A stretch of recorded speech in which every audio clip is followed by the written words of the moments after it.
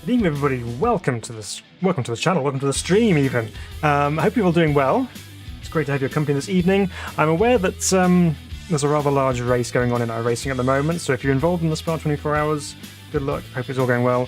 And if you're in between stints, welcome. Join us tonight, and we're going to be checking out some of the new content for RaceRoom Racing Experience. So this was released on Thursday, I believe it was, the 20th.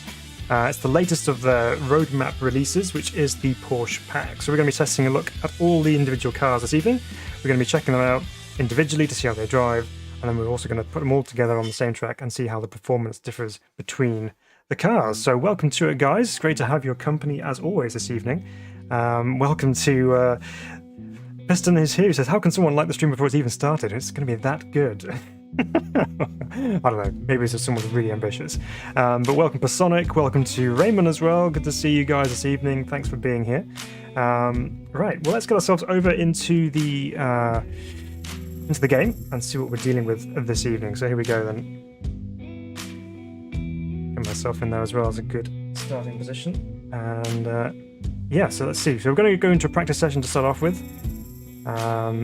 So first up, we're going to go from oldest to, well, slowest to most extreme, I suppose you can call it. So this is the new one here. You won't see this underneath the foot cam here, but they have an icon on the side here for the Porsche 944 Turbo Cup. Now this is the car here.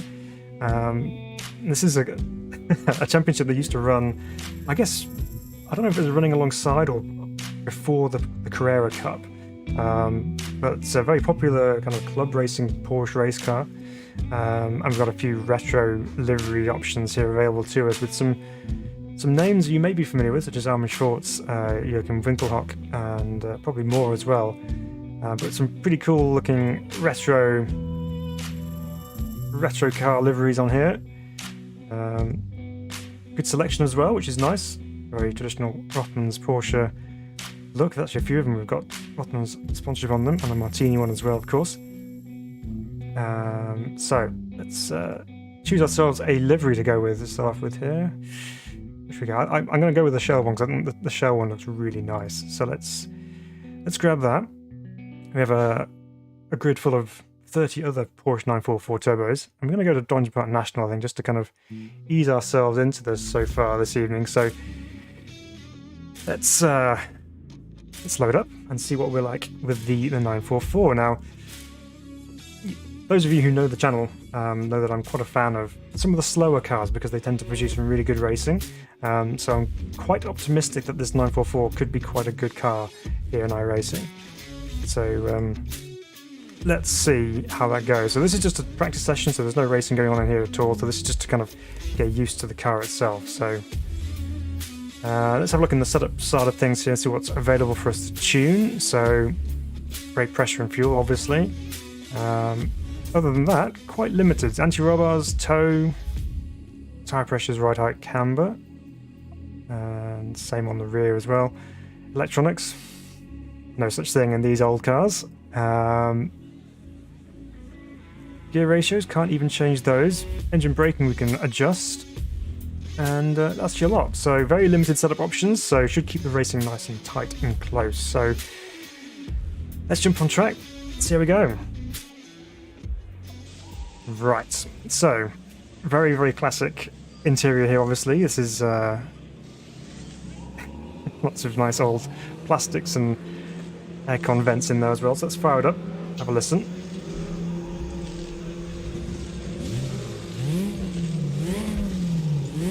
So of course this hasn't got the kind of traditional Porsche flat 6 engine, so it's going to sound a little bit different, but it is turbocharged, so we should have some nice turbo noises going on. Manual gearbox H pattern for this one, so I need to be using my heel and toe skills here to the maximum with this car. Let's go out on track and see how we get on here. So Piston says, I'm waiting for a sale, I'll have everything else. Okay. It's not too bad actually, I think reasonably priced as well. I think it's something like €7.90 I think it is, so, well, £7.90 in fact. So it's not too badly priced for what you get, and we'll get into how much you actually get for that particular pack as we get into it. So here we go, down the Carrera curve for the first time in the 944 to 4th gear. The Carrera curves, oops. There you go, first misgear of the evening. Now this thing has obviously got some very old technology in it, so braking wise, it's probably not going to be particularly quick to slow the car down, so I need to get on the brakes nice and early, give myself plenty of opportunity to get the thing into the corner without flying off the track. Up towards Coppice, leave it in third gear through here. Hard on the power. Down the back straight towards the National Chicane. So Personic says RaceRoom always do a good job of the sound. They certainly do. I'm looking forward to seeing what goodies they have available for us this evening. That's the second one on only the first lap, so this is going to be an interesting experience. Evening Funky, welcome along. In fact, I'm going to have to, when we come out of this, I'm going to turn off motion blur because we've got some weird side blur stuff going on here at the moment. It's one of our competitors there. Model looks really nice, doesn't it? On the outside there. I've always quite liked the shape of the 944 actually. Lots of camber on the rear end there you can see from the car ahead. So this one's obviously a little different in layout for your standard Porsches. Hasn't got the rear engine situation going on. So it should be a reasonably balanced car to drive, so let's see how that goes. What I have noticed in driving this thing is that you do need to be quite patient with your downshifts, because if you try and downshift it too early, it just won't have it. So you need to make sure you're braking downshift late enough so that you don't miss that gear, especially second gear as well, which I think we'll come on to a bit later. So we go down to the chicane. Let's try not to miss the third. There we go, nice and late on the downshift. So normally you try and get through your downshifts reasonably soon. That helps with a bit of engine braking to help slow the thing down, but with this thing you have to leave it pretty late. So all the braking has to be done by the actual brakes. Okay, getting into a bit of a rhythm here. Okay, so initial handling wise, feeling pretty good so far. The sounds, as Personix mentioned, always do a good job. Oop, no, too early on the downshift to third. We managed to recover that.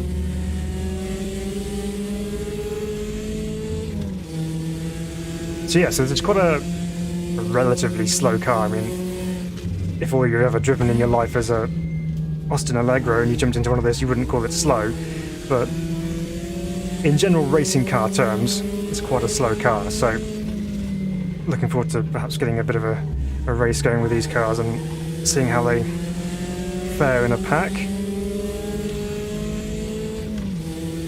Sonic says your RSR in 74 is now one of the best drives in MS2.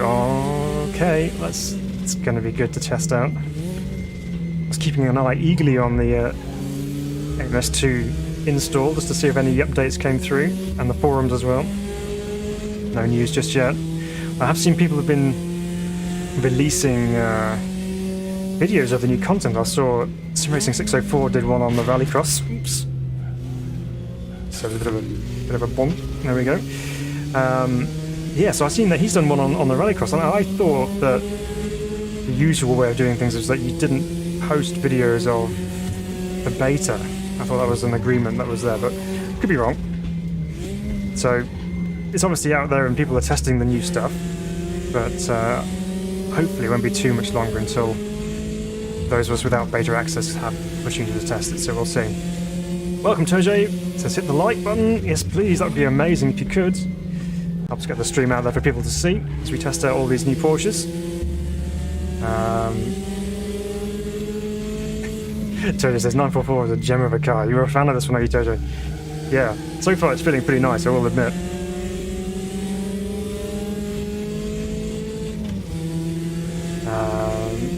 Gaz is here, welcome Gaz for...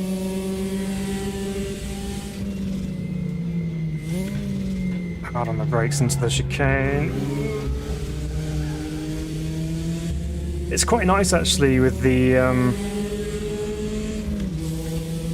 balance of it. So going through the chicane there, feel the weight moving around quite a lot with the car, which is quite nice. Oh, and there's that early downshift, which I've gone for again, out of habit. Can't be doing too many of those. Won't have a gearbox left.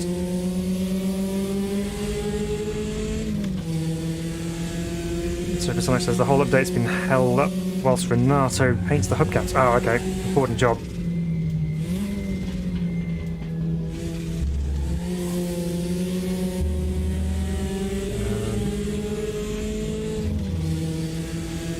Welcome Whippy Whip. He says clear for footage media is allowed now. Oh, okay, so that's changed since... Okay. That makes sense. That makes sense now.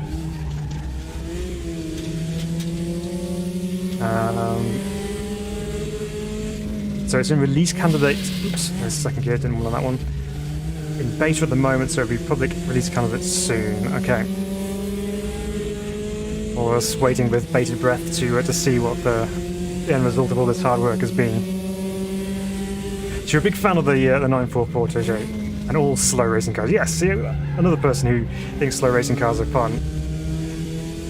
As it is, I've got quite a good view of the rear end of this one ahead of us. We haven't really been able to make any kind of progress in getting past him here, so let's see if we can change that. Like that I won't.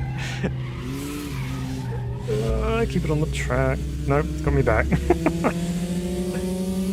So I guess it's mid-Spa 24 hours. So progress report P26, started P47, okay. Not bad, some good progress made there. Still on track, which is the main thing. Hopefully you haven't been caught up in any shenanigans. Right, let's try a move at McLean's. Keep it down the inside, keep third gear. Oop, it's braver on the outside.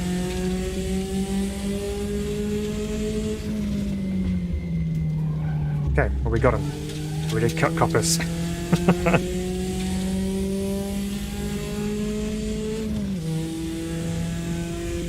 Welcome to Matty Online. It says, I tried these yesterday and every time I fire up RR, it just reminds me how far behind RR's fallen to all these other sims, which is a massive shame. Yeah, I mean, I think it's good that they're releasing, well, have a schedule now for people to see what's coming up in advance to some degree. And yeah, I know what you mean. Some sims do have the appearance of being further ahead or having more progress made on it. I think it's quite slow progress with RaceRoom, but the recent packs that they've been releasing have been good quality, so quite happy that that's the situation. I know it's in need of things such as weather or other stuff. We're kind of chucking this thing around now, but that's quite nice actually. It handles pretty well. So yeah, we'll see. Hopefully things can be brought up a notch in future, but still there is a good viable option to drive, and the cars do feel nice to drive as well, so, and of course the sounds are amazing as well, so definitely provides an opportunity for people to have another sim which they enjoy driving in. So for as much of the downsides, there are still some positives to bring out of that as well. So Piston says my beta explicitly states that you can't miss third gear into the chicane. No. You can post whatever you want. Okay. Yes, that must have changed since I was last aware of it. Okay. What I'm going to do, let's take this to another circuit, which is a little bit more involved. That might be interesting to test it on a slightly twistier circuit. So let's do that. Let's go find somewhere suitable. What should we go with this? I'm not going to go to the Nordschleife, that'll just be mental. Let's do... Well, let's do a mini Nordschleife. Let's go to the Bilderberg Gesamtstrecke. Let's try this one. Why not? So you're in split 5, and they've got a clean car, guys. That's good. So Tony says R3E isn't new in terms of look, but handles very well. Yep, I agree. It's driving really nicely. I have ACC MS2 and still prefer driving R3E. There we go. These new engines think they made the best of what they have now. Yeah, I think they are maximising what they've got available to them. I believe there's something going on in the background, but very little in the way of information on that, but we'll see. Oh, I forgot to hang on. Let's do the motion blur thing because that's quite off-putting. So let's go turn that off. Don't need that when we're driving, just for screenshots. Right, let's try that again. Yeah, and that's the other thing, Personic. There's some tracks in here which you don't get elsewhere. So a lot of the Scandinavian ones are in here, which is quite good. And lots of other ones which you don't get in other sims. So little plus points. Yeah, I mean, everyone seems to be on the same kind of page physics-wise. It is really good. Just some little changes, maybe.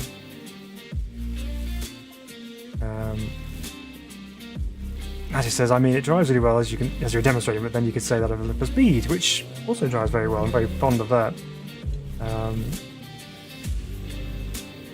Oh, okay, as long as it's in not for media is the thing for AMS2. Gotcha. It says go for Nordschleife. I've gone for the slightly lower version of the Nordschleife. Still just as much of a roller coaster, but yeah. Let's see. Let some of these other cars get out on track here. So this one will really push the limits of the handling of the 944. So let's see what it's got for us.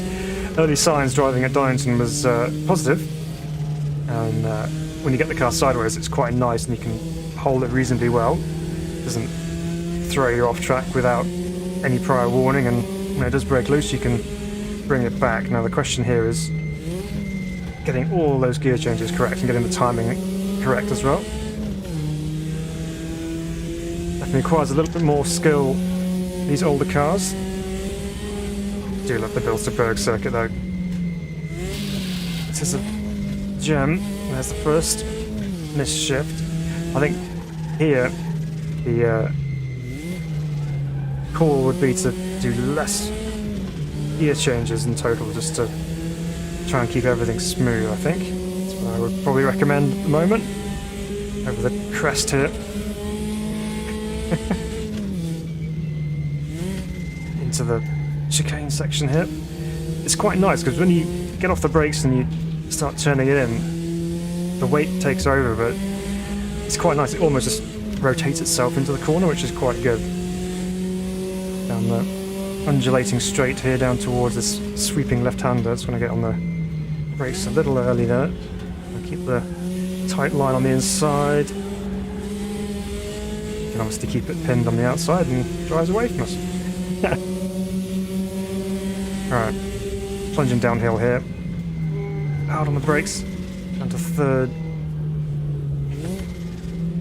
Okay, that wasn't too early for second, which is nice.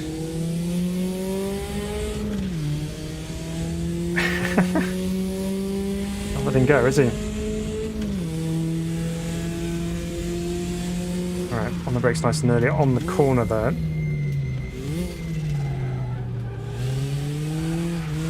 Okay, well, hello. So you can get the rear end out. That's one of the things I wasn't really feeling too much in Donington, because most of the corners are kind of mid to high speed corners, so you never really broke traction too easily there. But we have some slower corners here, and obviously some elevation changes as well, which can make a difference in terms of losing traction. So you can break traction in second gear on the slower corners. Yeah, that's definitely going to be a third through there, I think, so no downshift needed. This one will require second gear though.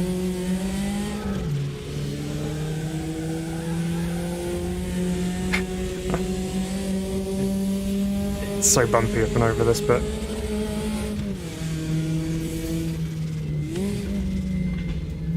Again, there's that temptation just to go down the gears so much quicker, but you've got to resist it and hold on to those gears a little bit longer. I do love that chicane, it's so fun. So Piston says everyone with a 944 takes it to the Nords. Yeah. They're a very popular track day car, I believe. Block past that. Even though he wasn't going to relinquish that one.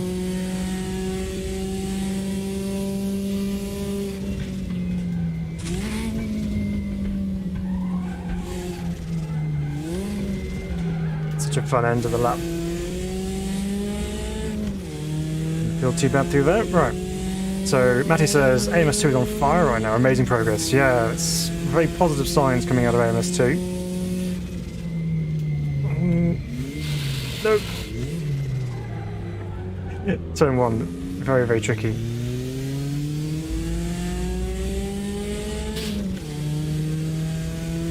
Alright. Ooh, sausage curb.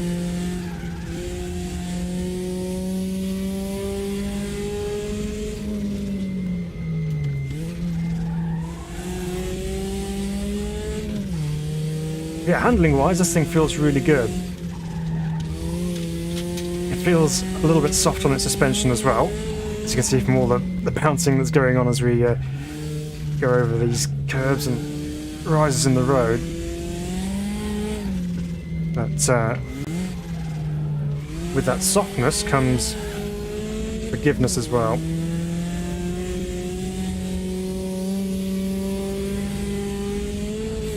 Flat out over the top.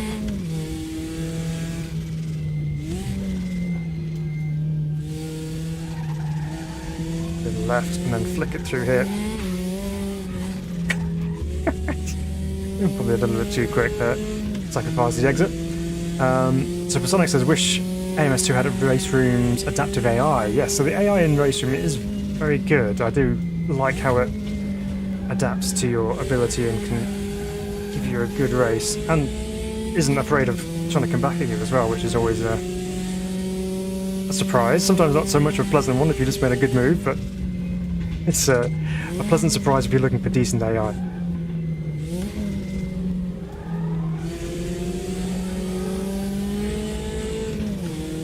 But yeah, handling this thing is feeling really nice. It's I think someone mentioned earlier, yeah, I told you, there's 50-50 weight distribution, front engine, rear wheel drive. Sweet, sweet car on the limit.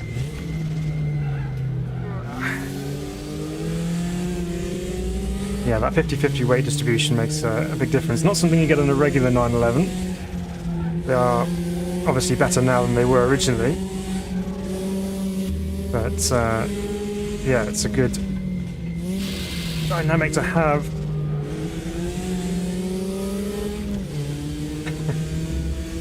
Tell you what, it certainly helps with trying to improve your downshifting abilities. Within third film, keep reminding myself that I need to downshift for this one. Whoa! Okay, just to put that out there, I didn't run into him. He had a moment, and there was no way I was stopping that. So the AI got a little bit out of sorts over the top of the hill there.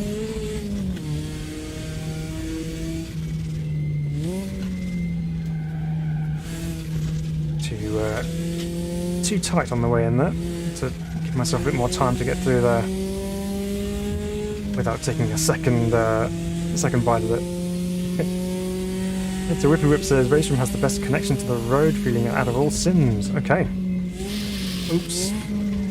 Yeah, and there's a good weight of steering which helps you to understand that there are some tyres making contact with the tarmac, which is always a nice feeling to have. Alright, through here. Ride the brake.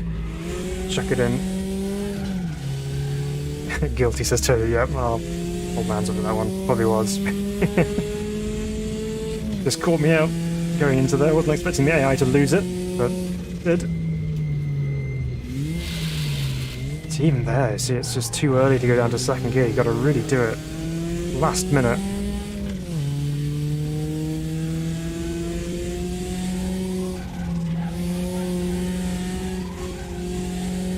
So one of the things I find with slower cars like this and ones which are quite softly sprung is that timing is everything. You have to get a bit of a rhythm going, because you can't get away with just pointing and squirting everywhere, because you've got to plan ahead in a way, because I think with something like a GT3 car, which we'll get onto later,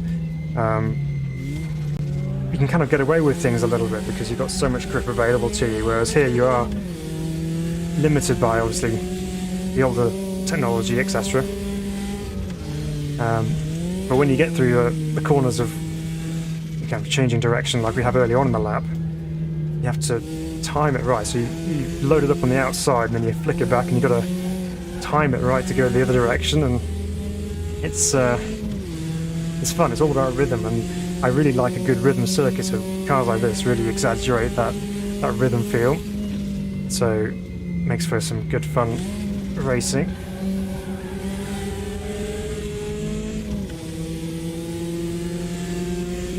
So Toyota's long gears, like almost all Porsches, that's only what's wrong with them, made for the Autobahn. Yeah. And there's no way of changing the ratios in this one either.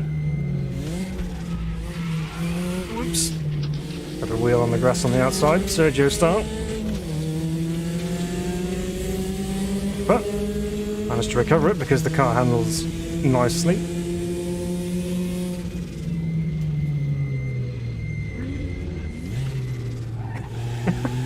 I just saw the rear bumper looming larger and larger in front of me there, going into there, thinking I was going to run into the back of him, but we avoided him, thankfully.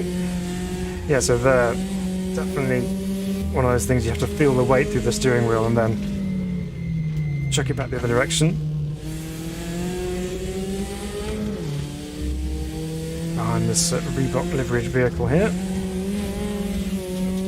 Let's see if they make a similar mistake through the next section here. Let's leave it in third.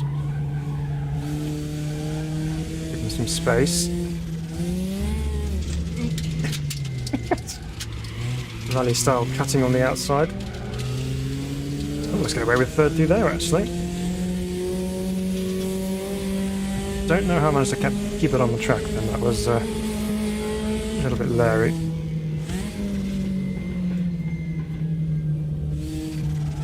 Let's throw it through here and get a good exit off the chicane. Little bump and run.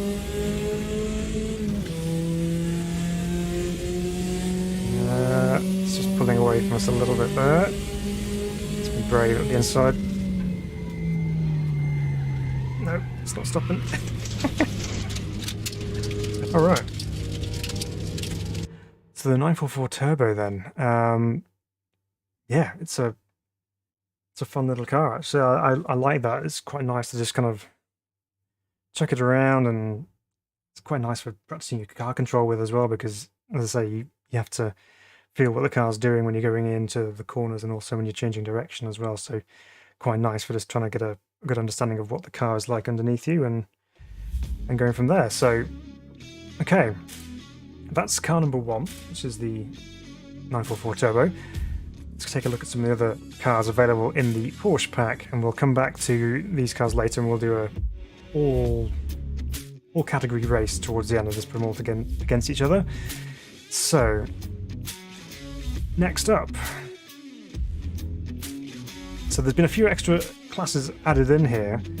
I don't remember seeing this beforehand, but there's one here for 991.2 GT3 Cup, which isn't part of the Porsche Pack, I believe. However, this is seemingly new class on RaceRoom. I don't remember seeing it before anyway, but there's some of the previous generation Porsche Cup cars available in here. So I'll just show you that. But the one we're looking at here is the 992 GT3 Cup car. So there's two variants of this. There's the one here which is the Cup category by itself, which has a variety of different ones from the 24-hour series, or I guess other national categories around the world by looks of things. Mostly just from the 24-hour series. Phil Keen there on that one, that's cool. And of course the official Porsche livery one.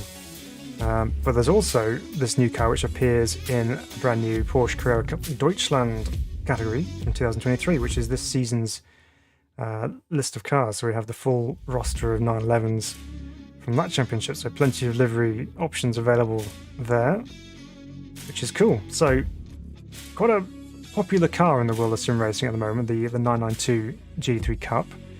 It appears in probably most sims out there at the moment, so interesting to see. I think I did see a comment from, I think was it Moritz Lerner,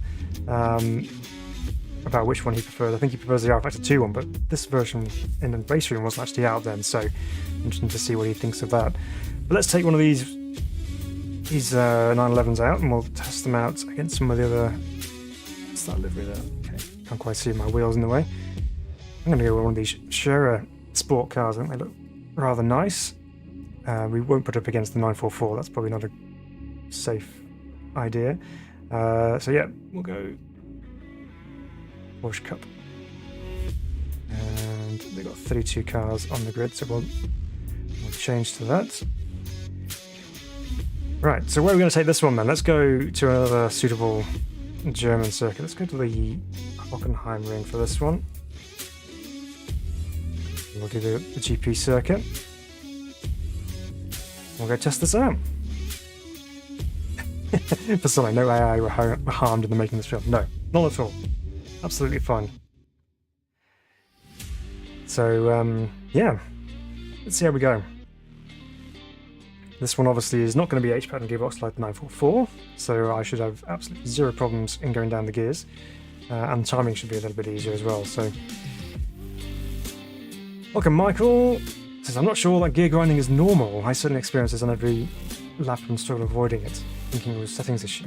Yeah, it's almost as if the gearing is so set or so tall that if you try and get into it too early, it just won't accept it.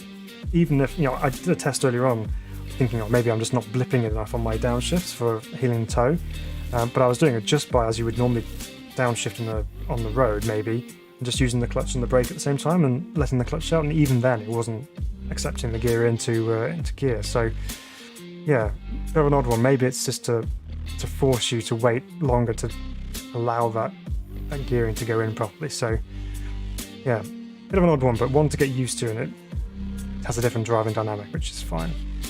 Right, let's go check out one of the latest iterations of Porsche 911. Right, so quick look around the cockpit here. I don't know if I have my... I haven't got my left and right set up on here, but you have the repeating sound again on that backing track. Okay, right. So, dashboard side of things, lots of carbon fibre in here. You can see like a flocking effect on the dash there, which helps to trap some of the reflections of the sun and things. So, quite nice texturing. What I am seeing is the dash is very low res. I've got everything on ultra here, so it shouldn't be like really low res on the dash. So very strange why that's all pixelated. Let's fire it up. Let's have a listen. Hang on, that's cool. You put the ignition on, you get your little panel there light up, which is nice. Let's fire it up and see what it sounds like.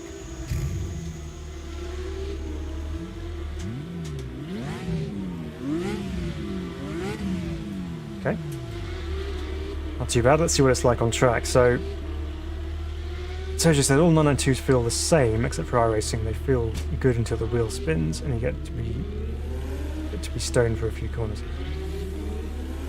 Okay, yeah, so, yeah, basically just cooking the tyres on the iRacing one. The Sonic gear grinding is very normal if I'm driving. Yeah, Whippy Whip, I think, obviously, I'm not sure that's an official dash, but it's just, yeah, something not quite right with that. Right. Let's go test this out.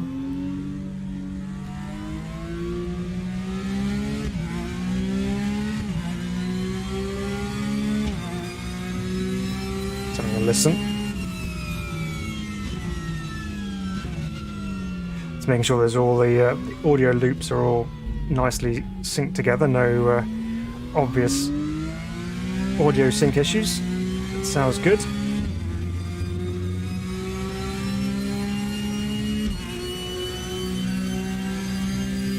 Some nice transmission noise going on.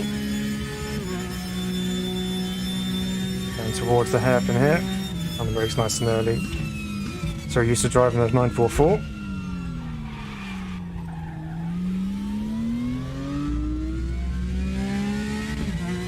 So we have a tyre wear readout on the dash there, so it's quite handy. You can see what your tyre wear is like.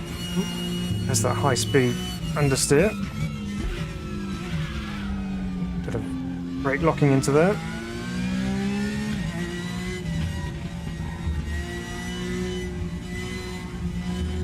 Well, plenty of understeer straight out of the box.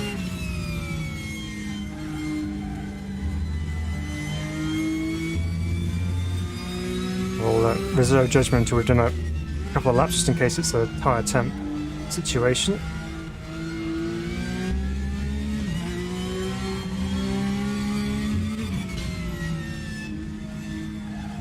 Just taking things nice and gentle and easy to start off with here. Not pushing too mad from the outset. Okay, that's fine. We are all alone, we're not being pressured from behind, which is nice. Right, turn one, super quick through here.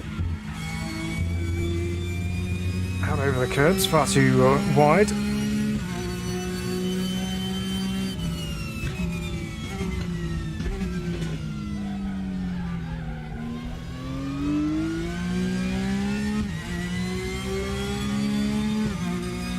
Okay.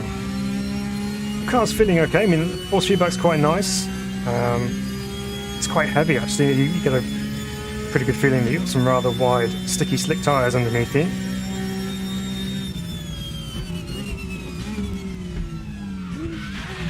Oops, too late into there. Wearing a bit more of the left side, as you'd expect, being a clockwise circuit.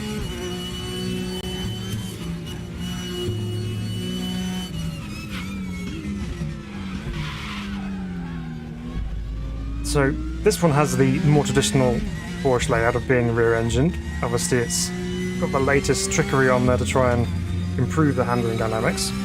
But I do believe that with these cup cars that trail braking is very important with trying to get the most out of these cars into the corners. So I have to utilise some of that, I think. Nice feel over the curbs, so you can feel it rumbling quite happily.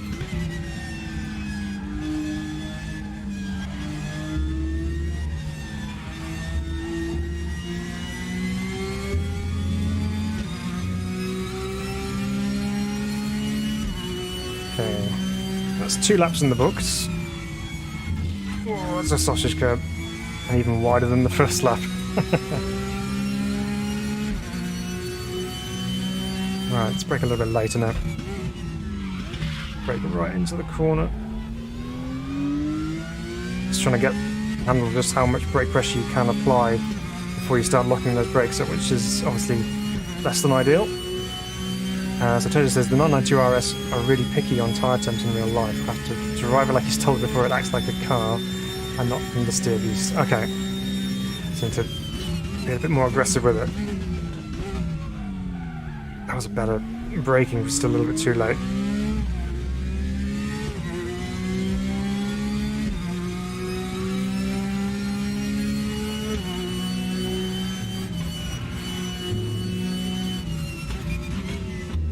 Get it slowed down.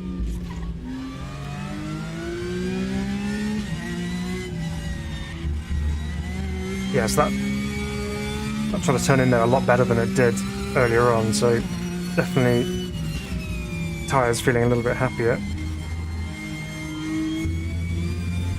Still a little bit floaty through there though. Oops.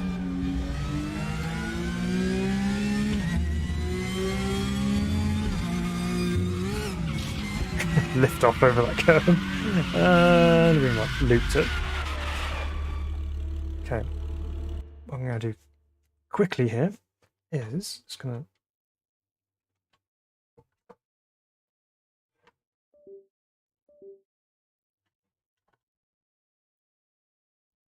see if that works there.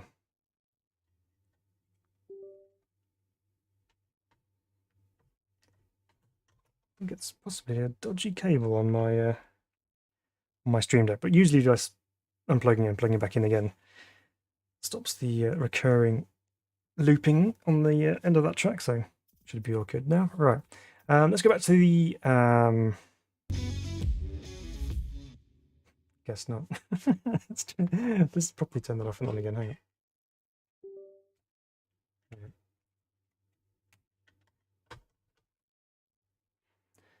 give it a full restart and see if that helps.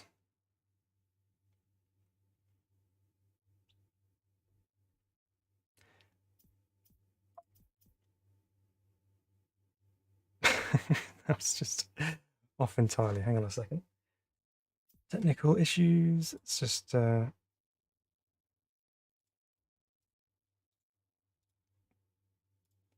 restore Stream Deck here. That should hopefully fix it. Find where it was. Where is it? There it is.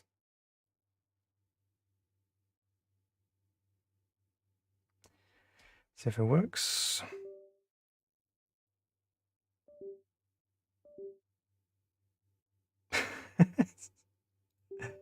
Okay, now we're good.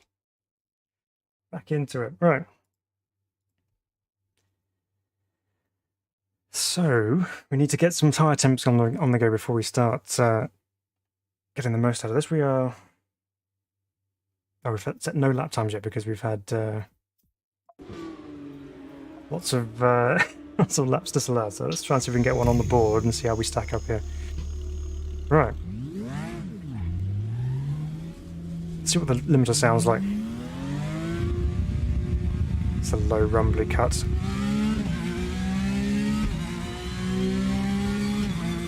Right. Some of the cars for company here. It was all very quiet on track, so let's go and rebuild that tire temp.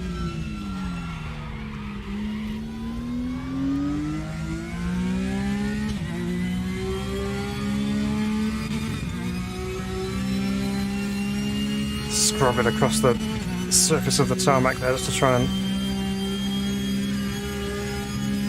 just get some kind of grip on it.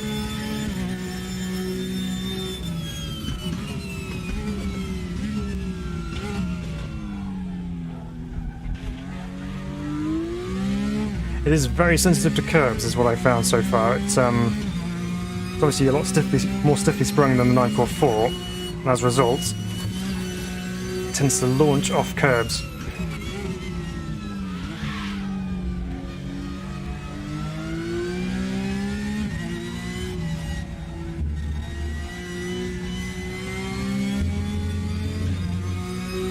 Right, back up and running again now.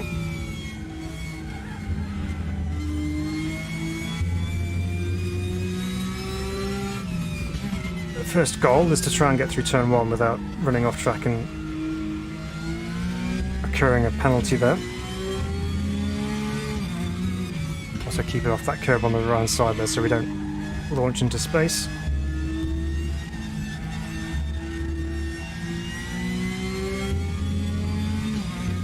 Right, so here we go then. Let's see if we can achieve target number 1 here. Nope, still hit that curb. But we kept it in bounds. Partly achieved, I suppose. So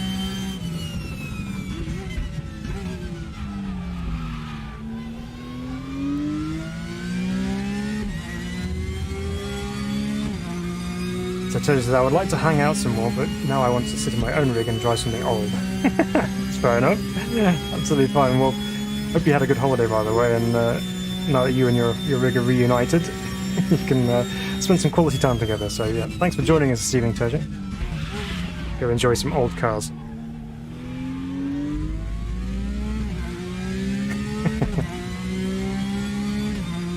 We're only going to be getting newer here on the channel once we've finished with the 992 Cup car. To lift off the brake a little bit there, but oh, there we go. Still not going to get a lap time. Yeah, I felt it lock up. Had to ease off the brakes a little bit to try and regain some wheel rotation there, but still ended up running too wide. That was just poor in general on my part, that one. Right, to the Sachs curve.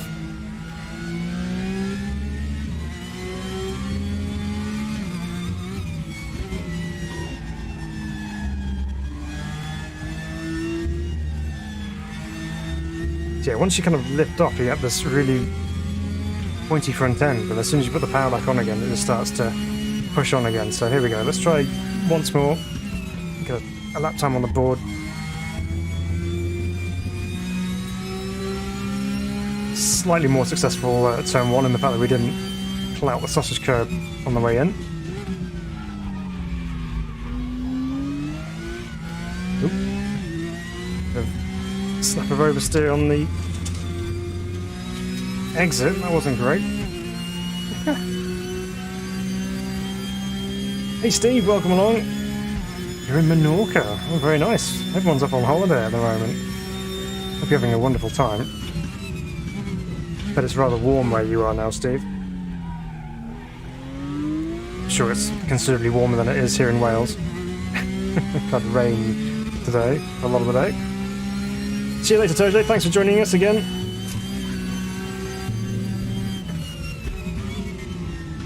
It's a bit better on the brakes earlier for that one, even if I didn't maximise the track on the way in.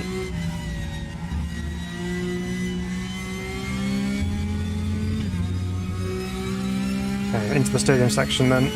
Just a few corners left to finish the lap off, and then we can see how we compare to the rest of the AI, who are probably miles quicker than I am.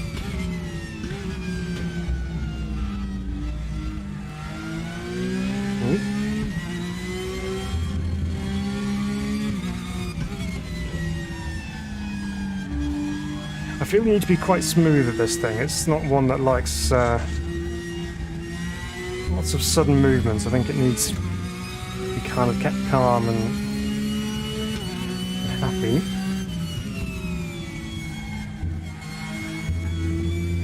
It's new session's best, but I'm not sure whether that's just from me or whether that's overall. I'll take a look at the leaderboard in a moment.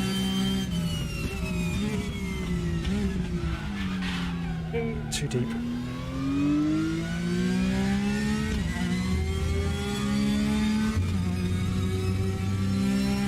It's cooled down a bit, has it? Oh, good. Just a mere 35 degrees now rather than 40. Well, either way, I hope you're really enjoying your time away.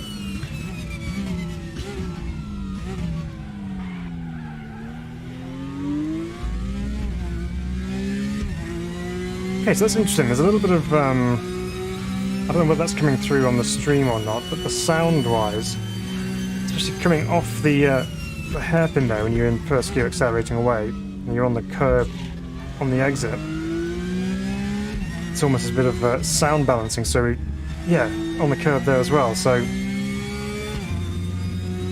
it's almost like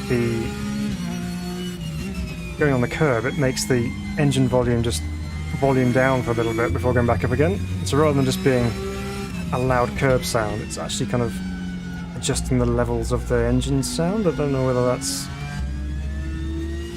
correct or not, because I wouldn't say it would mute the engine sound, because that's not going to go any quieter. It's just that there's an additional noise, but it seems to be interfering with the engine noise. I don't know about that. Backing into turn 1. Ride the bumps on the way out. Ah, some other cars. Where have you been on our way? Right. Now we have something to aim for here. Something we can gauge ourselves off. Again, a little bit of over-rotation into the apex there.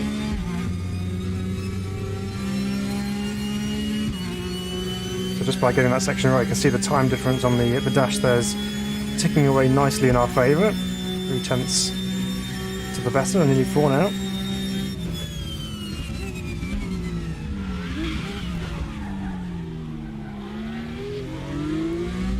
Very scruffy entrance to the hairpin.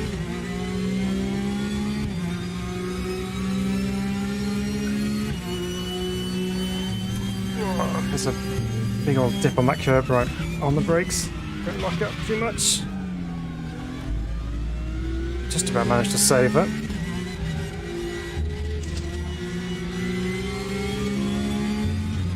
Welcome RJ Van, good to have you with us. It says, I really like RaceRoom. Just wish they would update at least DX11 so VR would run better. Yeah, I think obviously it's still running what an old system is. It still looks quite well, it's just maybe not quite up to some of the modern standards, but yeah, that change would definitely help with visual appeal. But yeah, if it makes it run better in VR as well, then even more case to put towards that shift.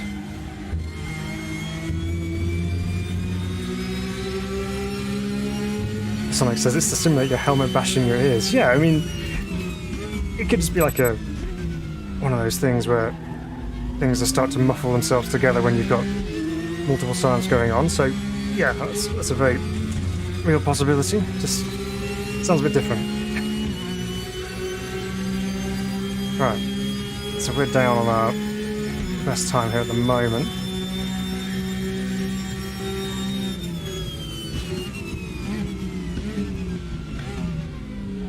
Cars look really nice. You can just, now we can actually see one and appreciate the model a little bit more. I'll be honest, I wasn't a huge fan of the rear light, the full length, or full width, sorry, say. We get a little bit closer to it.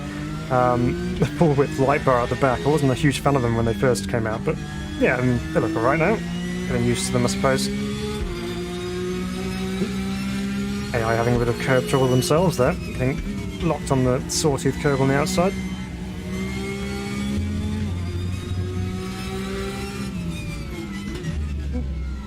Thankfully the road turned left and we avoided it in the back of him there. It was a close run thing.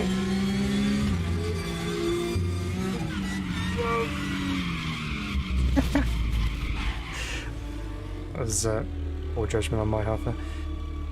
Okay, so let's have a quick watch of this from the outside. We didn't do this with the 944, but we will do later. Let's just take a listen from the outside.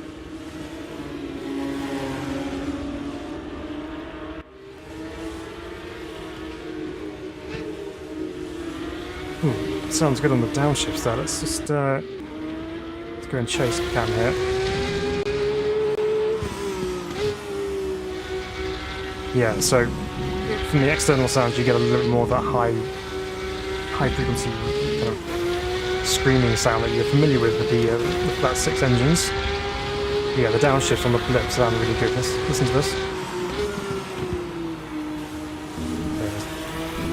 We'll stay here and then wait for the braking zone, turn 2.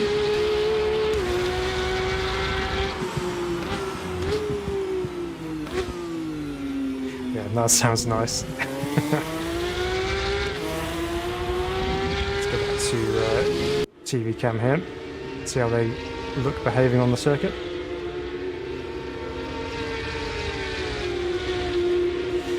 Yeah, so I'm aware these aren't the easiest of cars to drive anyway, but yeah, they have definitely got an art to them in terms of trying to get the most out of them on track. The trail braking definitely seems to help, and obviously with no ABS in these cars you have to be quite careful with just how much brake pedal you apply.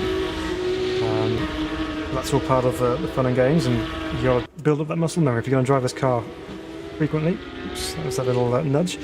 But yeah, if you're going to drive this car often, you'll get used to just whereabouts you need to push the pedal to get that maximum braking performance without tripping over into the locking up stage. But yeah, driving wise, it's pretty good. Obviously, you can probably jump into the... let's go back to the garage here a second, and we'll take a look at the setup options here, because I'm sure there'll be lots of things in here you can probably mess around with to try and improve some of that understeer. So anti-rail bars would be one. Again, there's not much you can change there. Tyre pressures, cambers, same again. Wing angle obviously, so it could be attributing to a little bit of high-speed understeer if we've got too much rear wing. But everything else, it's actually probably less options to change here than there are on the 944, which is interesting. I wouldn't have thought that'd be the way. I'd have thought you could at least change the dampers, but apparently not. Unless that's a Carrera Cup Deutschland specific. I'm not sure, but yeah. I mean, the car feels nice. It feels nice and planted to the road. You get a good feeling of of weight again on the surface of the road and get a good feedback of what the tyres are doing. But yes, it's got that unique handling dynamic, which makes it a little bit of a challenge to drive quickly. But yeah, good fun. Right, let's take a look at the third of the 3 cars in this pack, and we'll jump on and do some races with them. So,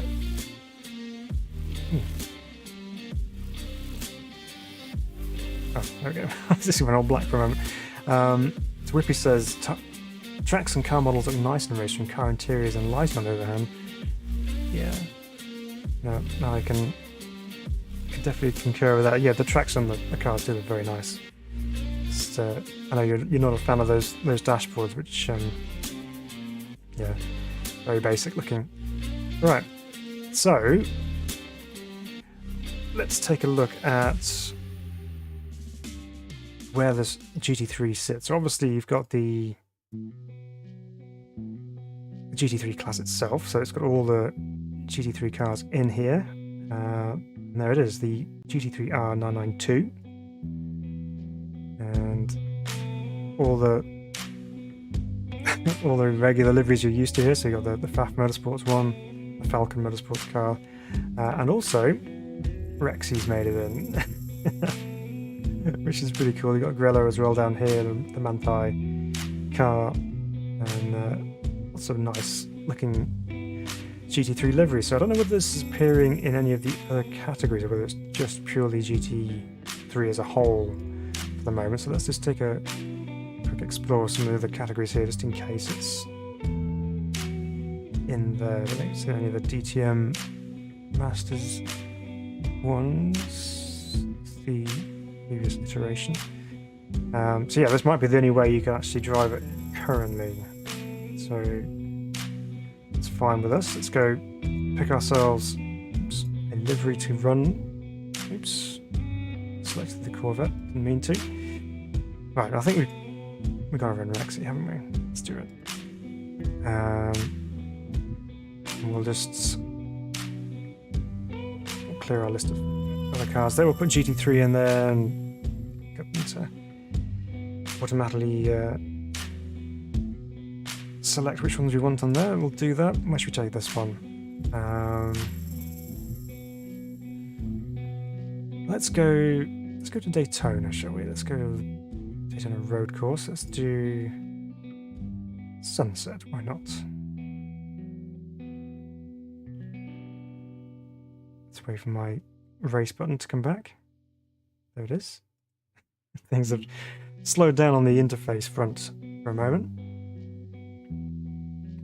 Very much so.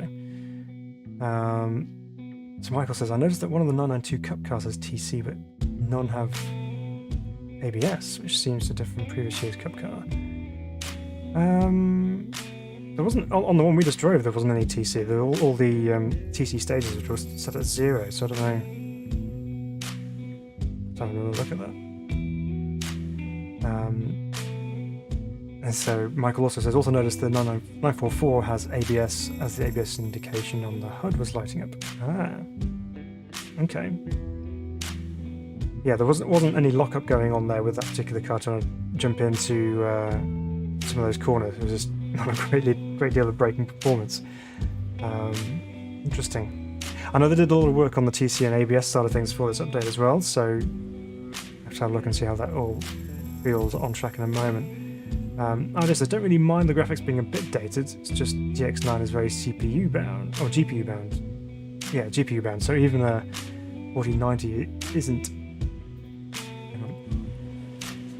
helping in VR. I really like how the car's driving the game as a whole. Yep. So we're running a 4070 Ti here, so everything is max, but it's, yeah, it's just one of those things. But okay, again, another low res dash going on there, same as we had in the Cup car. We have got the screen on the inside there, which would be useful if I had triple screens, but I don't. I only have one, so I can just see the left portion of that with this FOV. Right, so let's fire this thing up. This is going to be hopefully sounding a little bit more aggressive than the Cup car. Let's see. Let's see what it sounds like.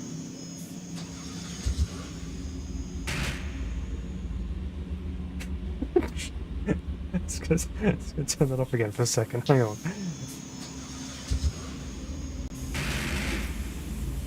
Okay, that's just me holding the button for too long, I think. Let's try it again. Yeah, okay. It's just me holding the starter for too long. So, the engine's on somewhere. Now there's a lot of other cars going past at the moment, but on tick over, can't really hear anything. Let's put some throttle into it. Okay. Well, let's go out. GTR. Okay, that's quite an aggressive limiter sound there. I don't know, I expect it to be a little bit noisier on idle. There seems to be an issue with sim racing in general, that the idling sounds quite low.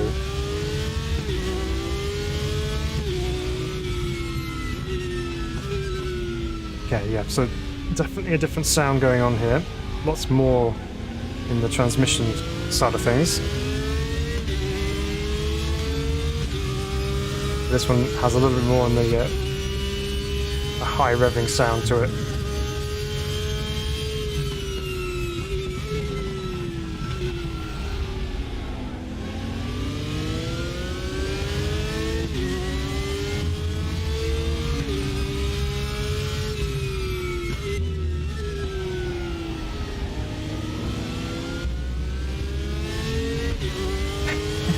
It's still got that weird mixture going on when you run over curves. Kind of a little off-putting actually, but it's okay. Right. Ooh, that was interesting. We had a flying shadow there for a moment.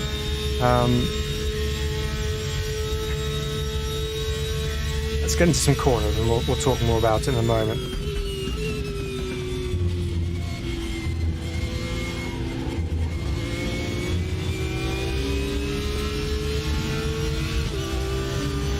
But like I said, ZX9 runs everything in single thread, so the only thing that matters is your CPU single core performance. Okay. It's a very weird shadow glitching going on at the moment. Yeah, so DirectX 9 obviously is in the graphics world quite outdated, isn't it really? But you still make DX9 look reasonable, as proven here.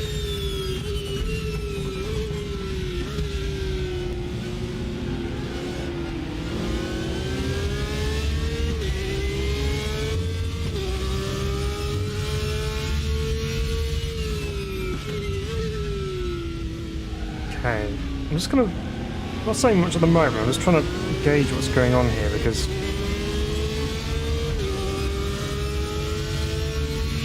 very different to the other three, obviously, but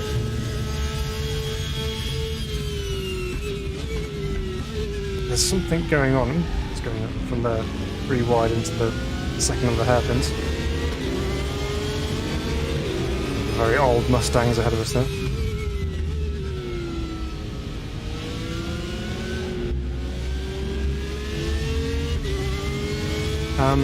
Yeah, so the car feels a little bit flat. This feels a little bit uneventful, I suppose. I mean, I know GT3 cars are obviously a lot grippier and so on, but I don't know, there's something that feels a little bit numb.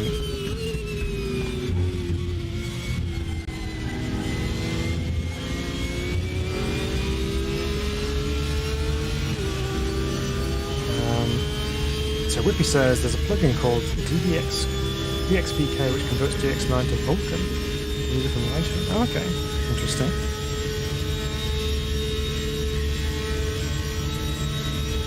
And what difference that makes in terms of visual look.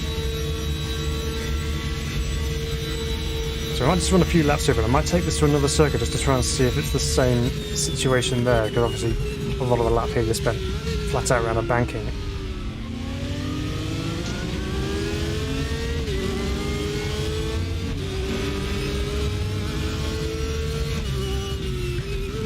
Inside this Bentley into the International Horseshoe.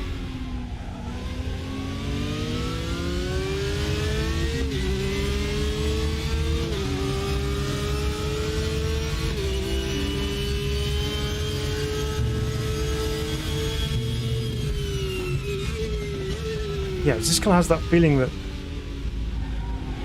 it's very flat here at Daytona, which I'm pretty sure it isn't. I'm pretty sure there's a few bumps going on. It just feels like there's not very much happening underneath the car.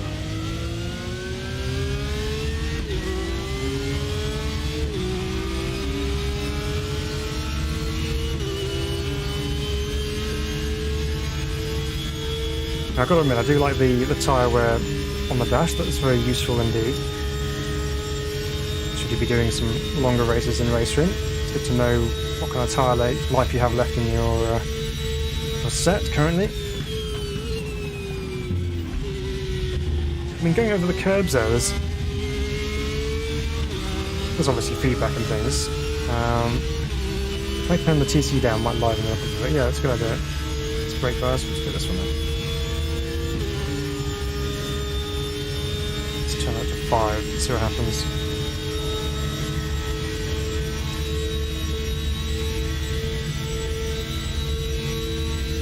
.58 to the front is the standard bias on this thing, apparently.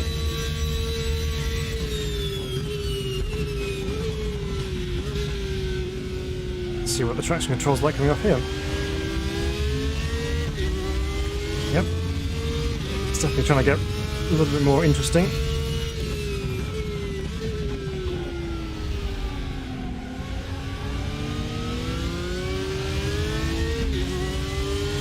Bring that down to 4 maybe.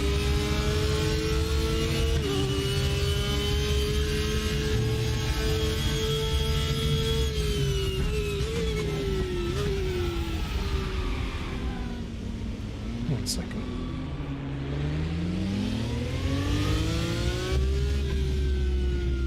Alright. What I'm going to do here, let's just come out of this session for a moment. Let's go to another track. What we're going to do, we're actually going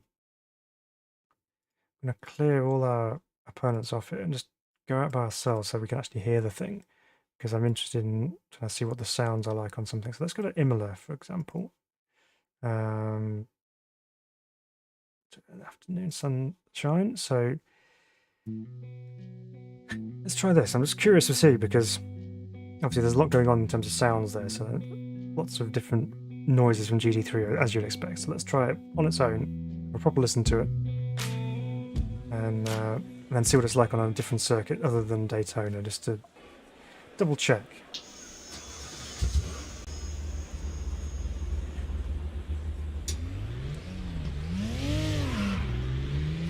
So you'll notice they're pulling away. There are the traction lights on the dash there, so they light up purple when you are losing traction.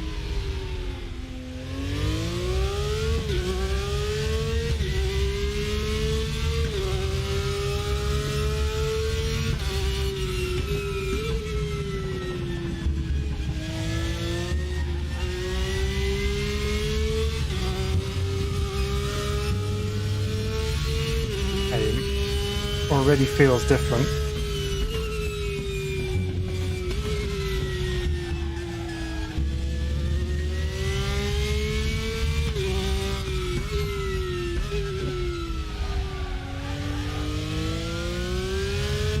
Although the Porsche Pack still feels very smooth, so yeah, the detail as you're going over the really big bumps and curbs and things, no problem. But just in general, yeah, so the big bump on the top of the hill as you come down, and obviously there's plenty as you come through here on the curbs. So you feel all of those, no problem. But everywhere else, it kind of feels like you're driving on a snooker table. And the weight's there, you can feel the weight of the steering wheel, that's no issue. So you get an understanding that there is tyre to track contact going on. This seems to be missing some of the very fine details you'd feel on the track. So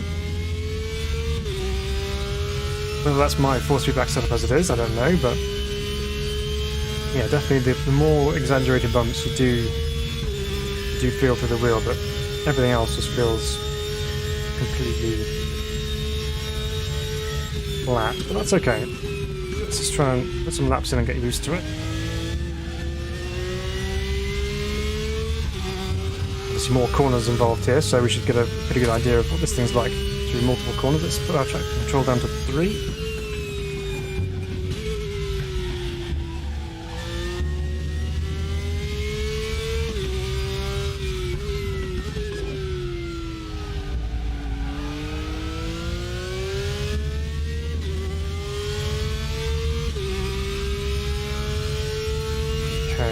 So obviously GT3 cars have lots of aero, big slick tyres, so lots of grip as well.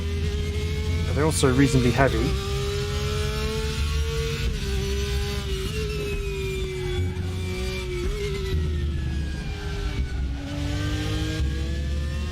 So you can feel a little bit of that weight through the corners.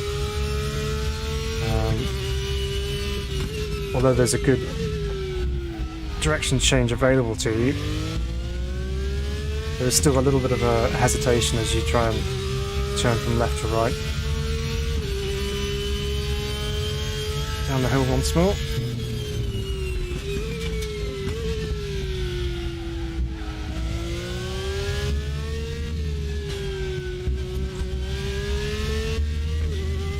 Obviously now we can hear the car a little bit better without all the interference from the other loud GT3 cars, and yeah, it sounds pretty good.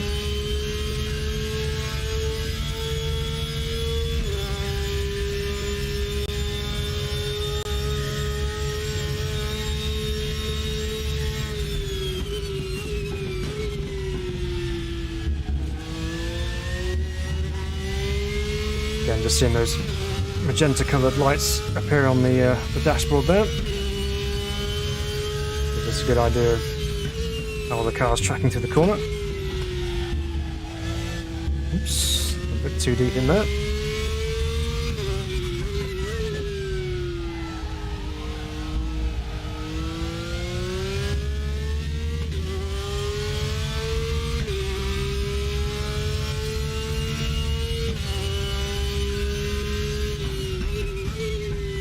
Trying to break away a little bit under braking into the left hand at the top of the hill there. Just felt it just kind of snatched the steering ever so slightly.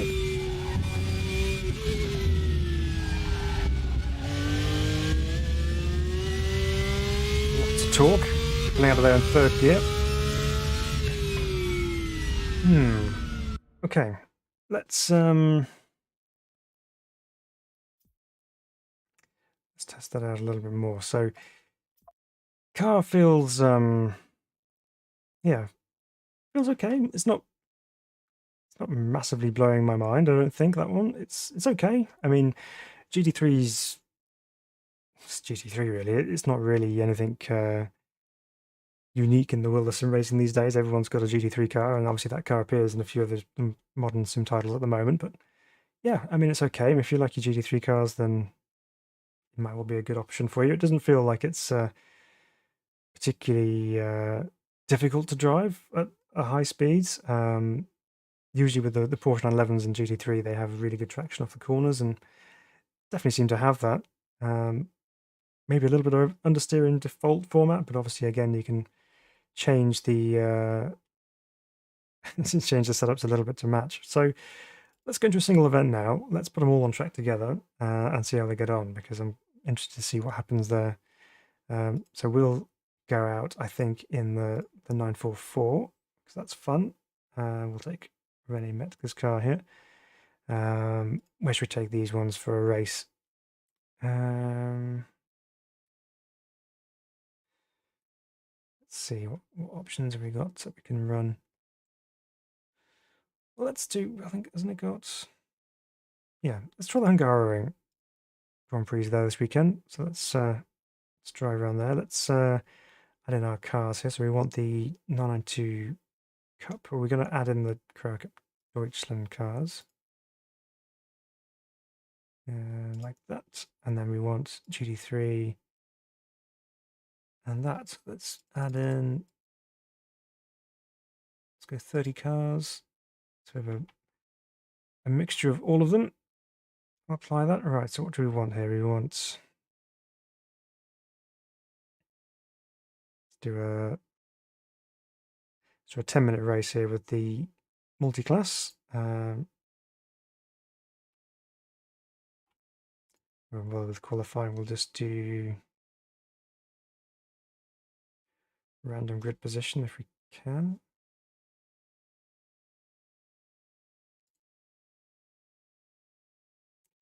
Okay, I think that's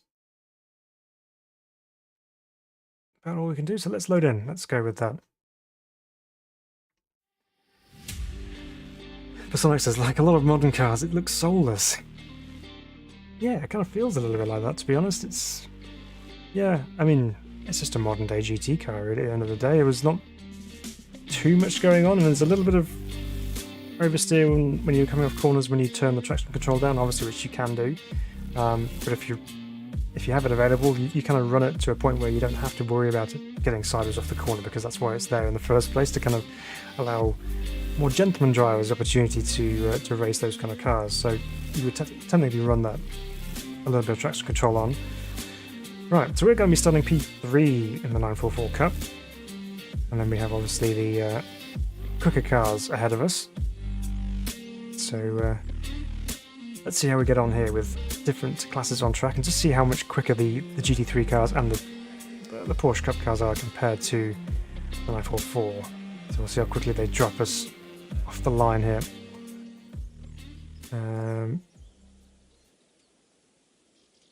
Fuel level 40 litres, yeah, why not? If we run out of fuel, we run out of fuel. It's one of those things. Right, back on the H pattern. Here we go then. 10 minutes of the Hungaroring in a Porsche multi-class race with the new Porsche Pack. Let's see how this goes. Wait for the lights. And they're off, and we have a good start. We're a little bit of bogging down, but we're up and away. Look at them go. Disappearing already. But we've got the jump on the 944s, look at that lot. Well, chasing us down to turn 1. Remember, this hasn't got GT3 brakes.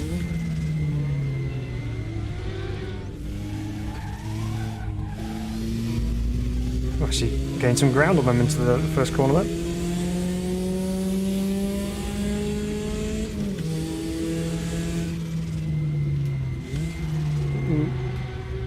Thankfully, Hungaroring is reasonably wide for a 944. But we did lose the lead though. It's that red one again.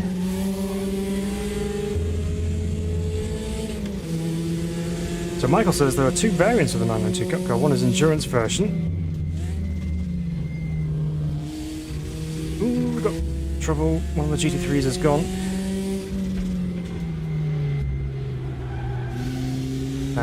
So one is the endurance version, and one of the 2 has TC. Ah, okay, right. So that might be the endurance version then. Oops.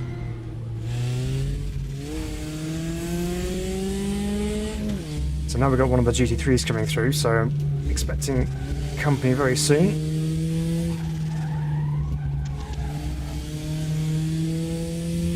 This is where the more modern cars will leave us behind in their wake with the corners.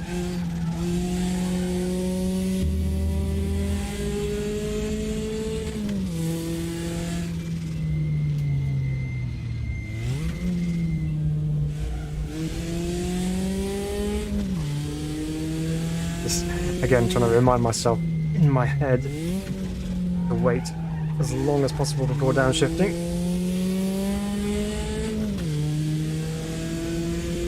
Even third for this final corner, I think.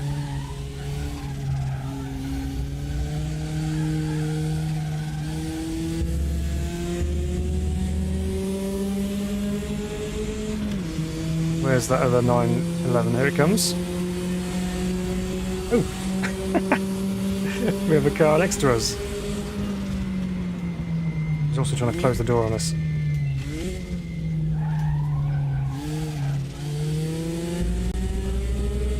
Right, well, we've got a race on here. Let's see if we can get back at the leader here. Let's see if the GT3 will help us out a little bit.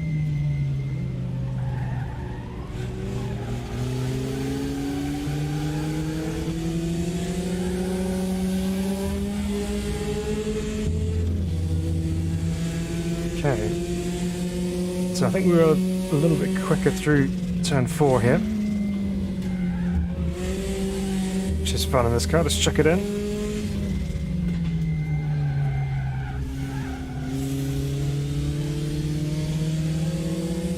Trying to figure out where he's quicker than us. Oops. First flashy gearbox warning there.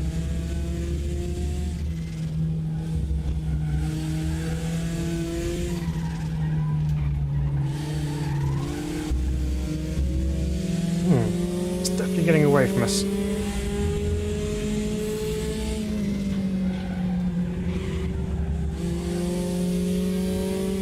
was going to say, are we being caught up? I think we are.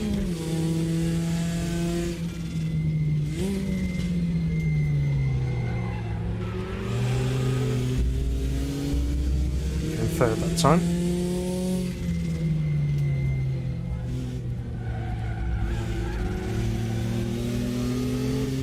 Build up the turbo pressure by keeping a bit of throttle on.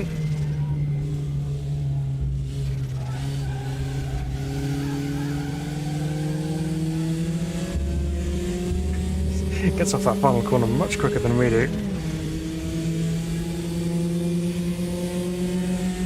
Windscreen wipers vibrating down the main straight there. It's a really cool little feature. Ooh, torpedo.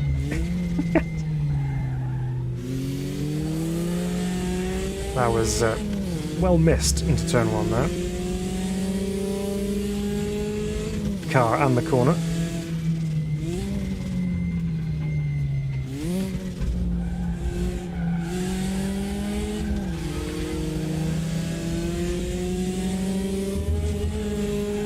Aggressive cut line on the inside there. Okay. This one's after our second place here. Let's just bounce over the curb.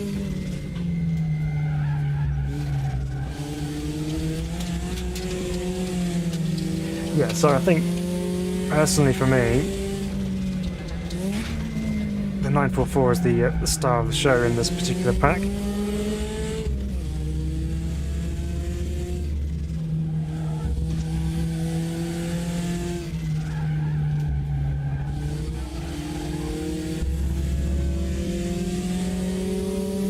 I already kind of suspected that would be the case because there's just something about it which looks like it could be a fun car to drive.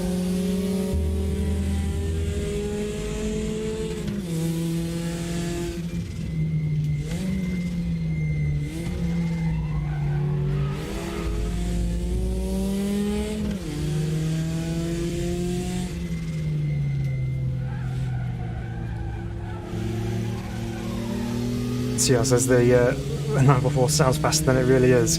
Yeah, it's all that turbo flutter. It makes you think it's really fast. Oops. No, definitely not got the same speed to the final corner as the leader, that's for sure. But it sounds good. I quite like the sound of the 944 actually. Oh, hello. Actually, defenders of turn 1 here. Let's get it stopped this time in time. Oops, gearbox didn't like that.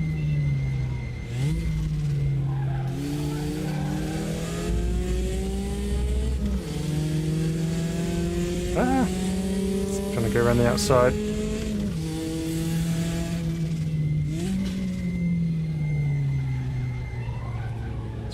In a bit deep there.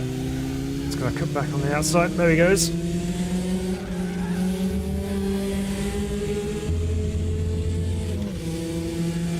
Right, okay. Back down to third then. See how it is. Scared him off the track a little bit there. Didn't touch him though. Maybe did that. Just a little bit. Just trading paint a little.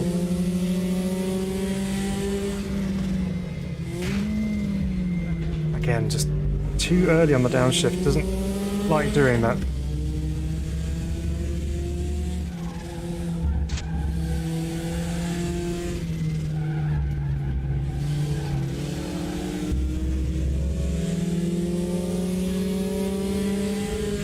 Do get off the corner so much better than I do.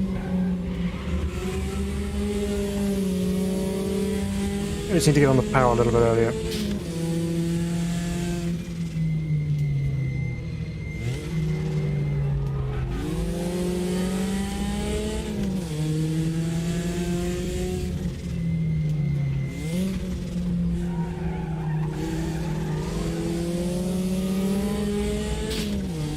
Guess I need to go down to second gear for this final corner.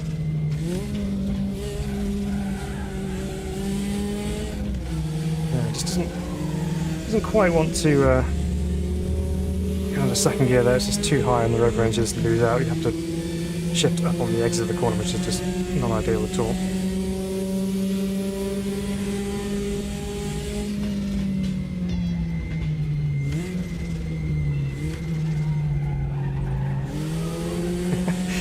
I got a little bit sideways on the exit there. Well, we've kind of clawed a little bit of distance back to our second place guy ahead.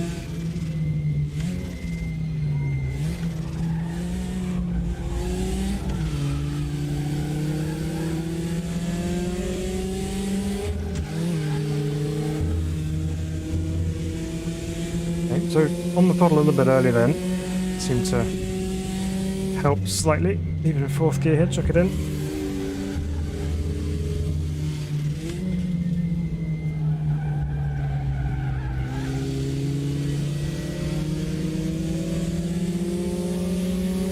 Right, brake and downshift later fill. Here we go. That's more like it. Getting back up to the rear end of the car ahead.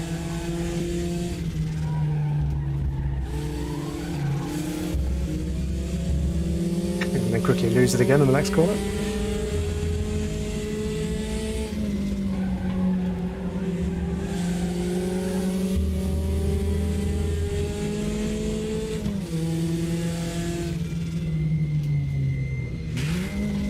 It's too early again.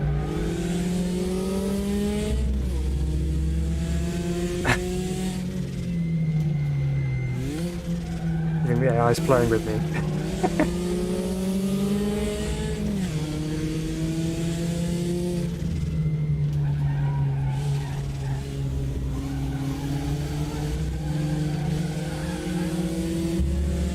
Definitely out there. Hey Cristanos, welcome. It says nothing better than a turbo 4-cylinder. Shame 928 isn't in this pack.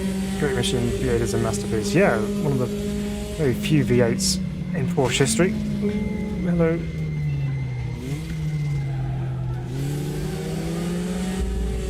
Yeah, 928 would be pretty cool. What I do like about the 944 though, is it does actually have up headlights, so to demonstrate that afterwards. Oops.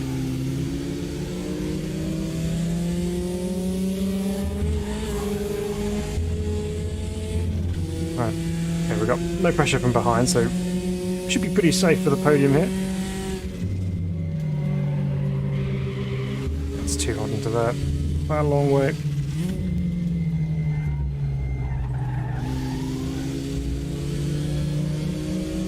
Losing a bit of touch with them now.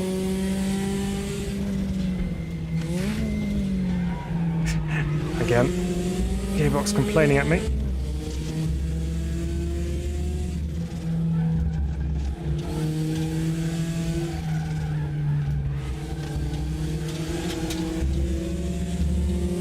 Be a bit more aggressive with turning, let's see what happens.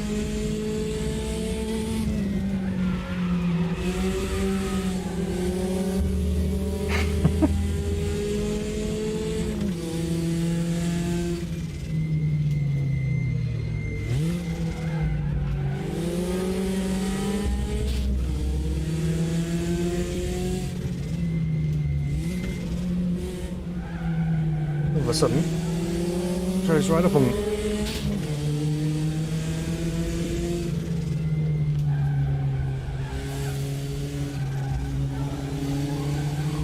Never going to get them through there though. That's their best part of the lap.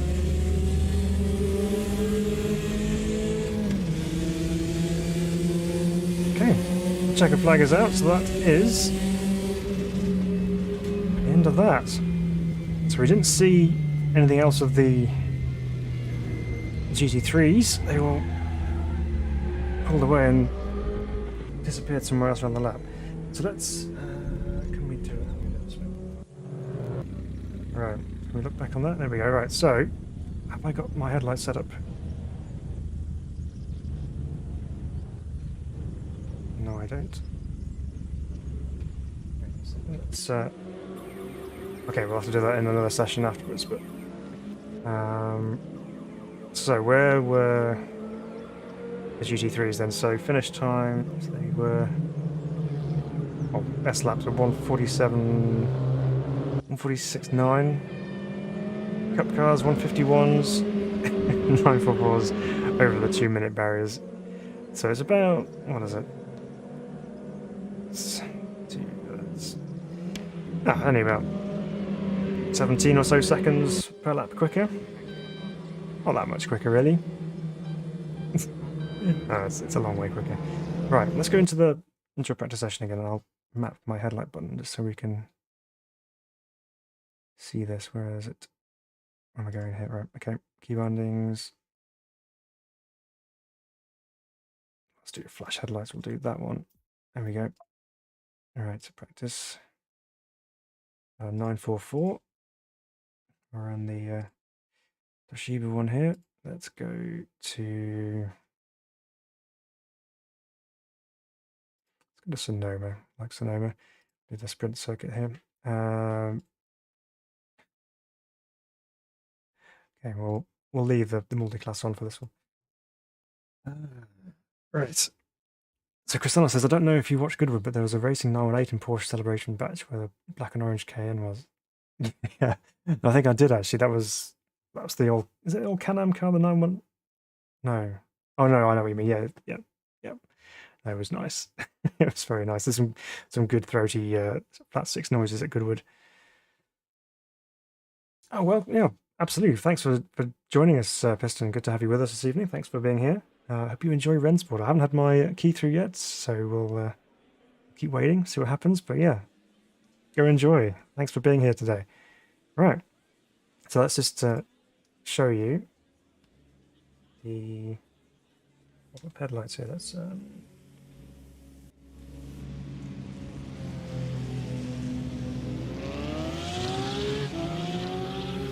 there we go. Put the ignition on first. Look.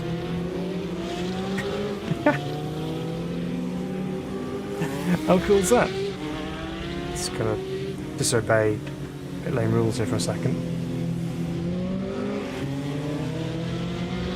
Can't pull away.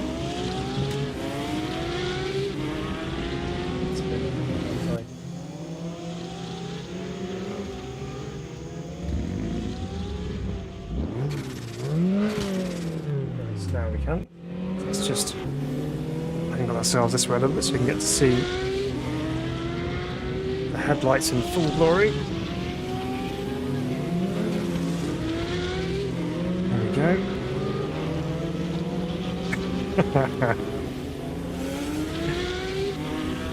If you're looking in your mirror and you see that, I think that's pretty cool.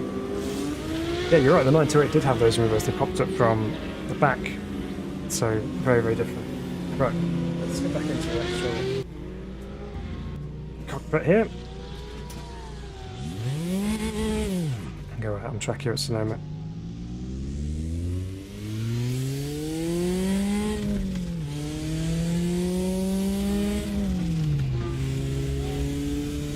Right, so now we're all mixed up with the different classes. They're not just all going to be disappearing off out front, so we should be getting some of them come through as they progress around the lap. So we'll see how they deal with that through roll your car corner on the sprint layout, which is the NASCAR Cup original layout, which is quite a fun layout.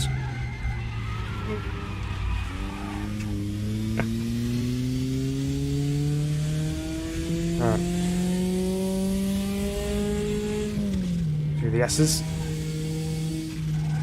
Oh, you can see it's feeling wallowing through there.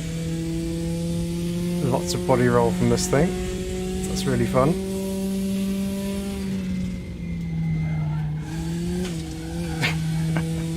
Ride that curb. Right, down to the hairpin. No.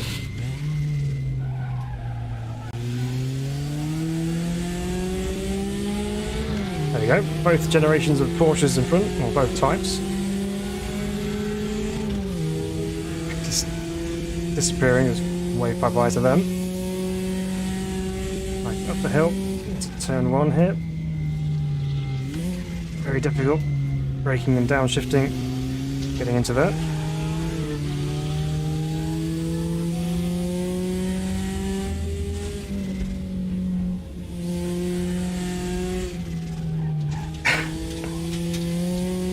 Up over the top. Even in third gear here, check it in.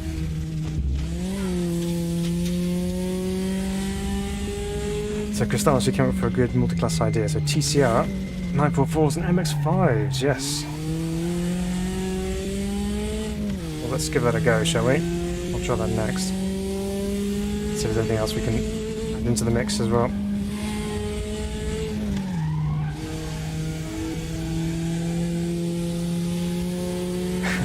The GT3s just steaming past me like nothing.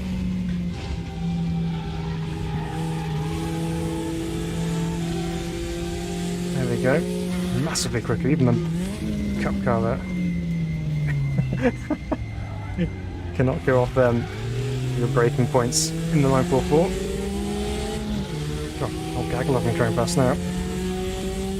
And they do look good. I mean, can't deny that the new GT3 Porsches look really nice. But no, this didn't do it for me in the driving department.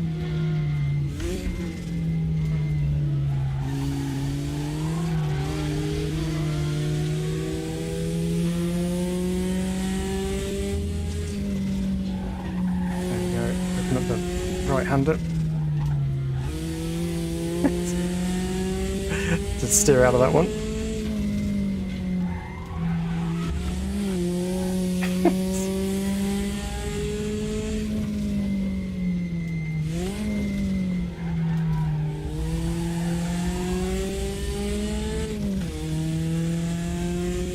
Definitely need a virtual mirror on for this one. Yeah, that's probably a good idea. I have no idea what things are coming up behind me. That's probably a good thing, actually.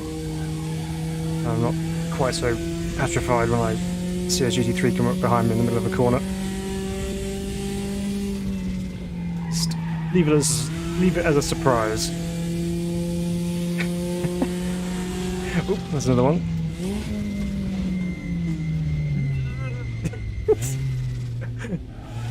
You can't just go flying past and slam the brakes on and thinking I'm going to do the same. I have no chance of stopping as quick as that car did. Oh dear. Alright, let's go for one by lap.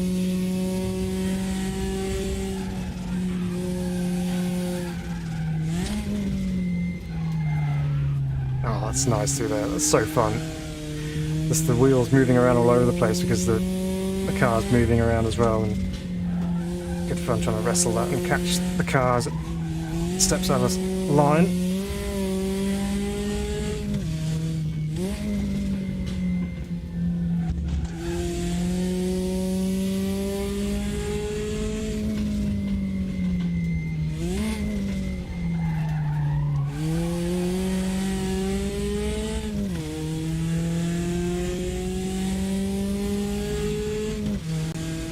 Okay, let's try and get it through here.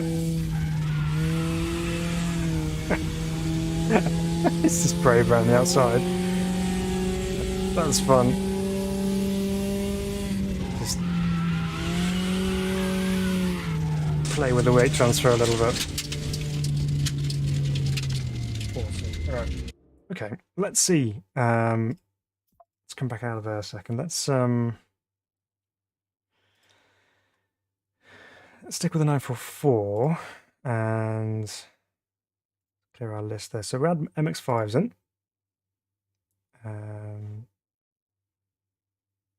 Add 944s. You reckon TCR, Cristanos? Let's do. We just spec TCR cars. What else might be a good fit for this kind of pace? Audi TTs, maybe?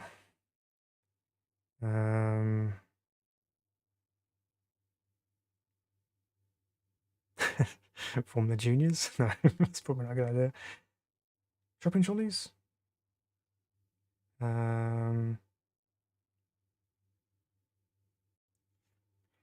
My wife's nodding at the shopping trolley idea. Okay, they're going in. Here we go. It's auto fit that, so there we go. So we have 2 shopping trolleys on the grid. Excellent. They're probably going to be quicker than all of these, to be honest. But we'll see. Oh, the M235s, yeah, definitely. Good call. We'll add some of those in as well. Have to up the limit there a little bit. What have we got? Except we've got loads of TCR cars. We don't need that many, do we? Oops. I think let's just drop those off there. We want those. It's fine. Right, let's go back in here and add these in manually. Let's go 1 of each of those. No, it's just added all of them. There we go. Let's do this manually. Bear with a second. There we go. Click those off. Now we have 1 of each car from there. Right, cool. We'll go with that. Right, where are we going to take them then? That's the next thing. In SUs, that's another good call as well. So many options here. Right, let's choose something which is going to be a fun, twisty track to try these slower cars on. I was thinking Nutsdorf would be a bit chaotic, but that's the whole point of this. Let's do it. 10-minute race. I don't think the shopping trolleys will last 10 minutes, but we'll try. Right, here we go. Load in. Let's see how we get on here. So Cristiano says, I love the M235 and M240 instead of Corsa. Yep. I actually really liked it in R-Factor 2 as well, the M2 CS. That was a really nice car to drive. Love that. Cristiano says, I envy Jimmy and the 330 they're driving. Yeah, that'd be fun. That'll be fun indeed. Right. Nutstorp then. So it's putting us as the 4th quickest category, ahead of the shopping trolleys. Okay, so we've got shopping trolleys behind us and MX-5s in front of us, so could possibly go wrong. Here we go. Right, let's keep it on the island first of all. First target.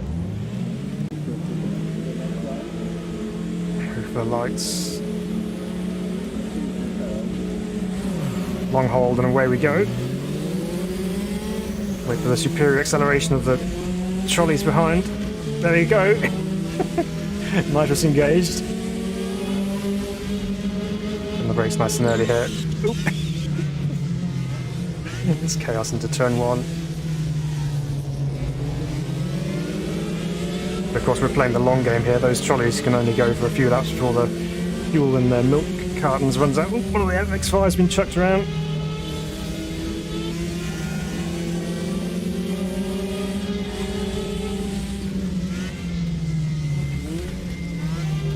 Close the door on me there. Into the hairpin. Keep it in 2nd gear. Turned in on me.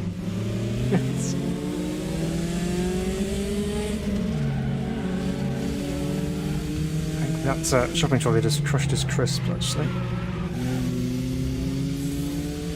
Down the hill. It's such a crazy track around here. Look at this, I mean, just huge banking. Right, well, we're up with the MX-5s, so that grid idea was wrong. 944s can race with the MX-5s. Down to turn 1.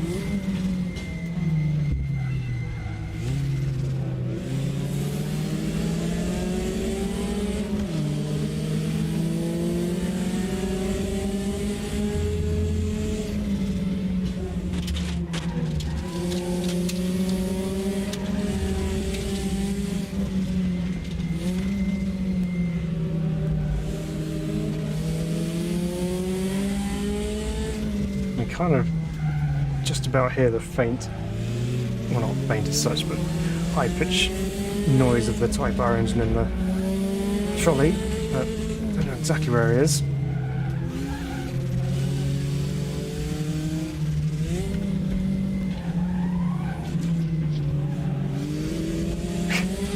It's kind of guessing where some of these apexes are. Yeah, definitely have the run off the final corner there. It's going on behind, so the 944s are working their way through. MX-5 is definitely better on the brakes.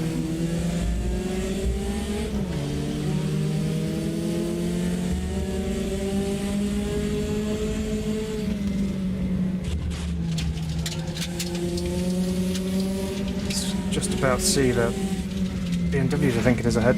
Oops, down to second there.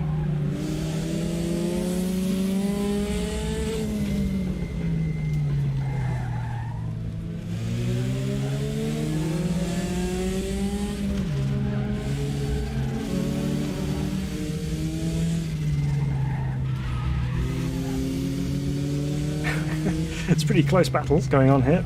Just hanging on the rear end of these two MX-5s ahead.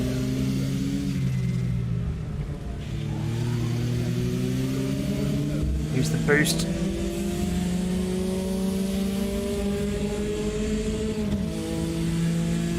Yeah, so we have better straight line speed in the 944.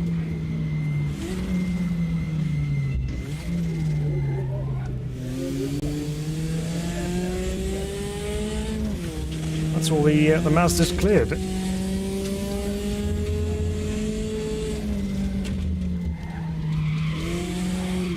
So of course we throw it away.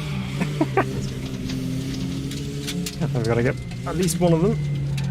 Now two.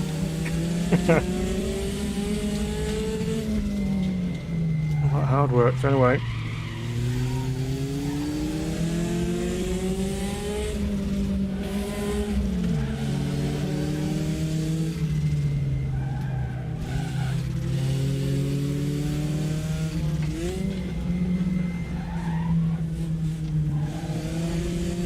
Second gear through here, just needs that a bit of pickup off the corners.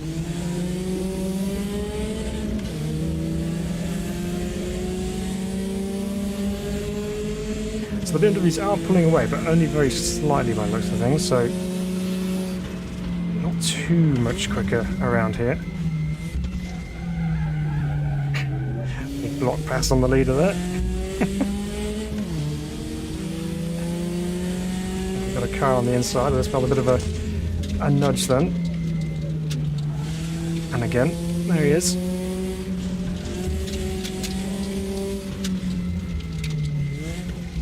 Dive for the inside. Yep, AI not afraid to get back on the inside again, on the exit. Very good. Well, we've got him into the hairpin.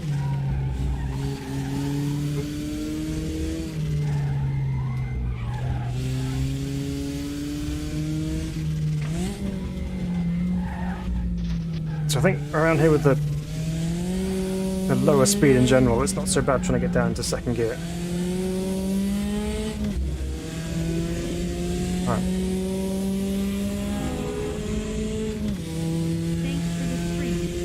Oh, Sonic, thank you so much. Thank you for the 5. Glad you're enjoying it. Alright, stop.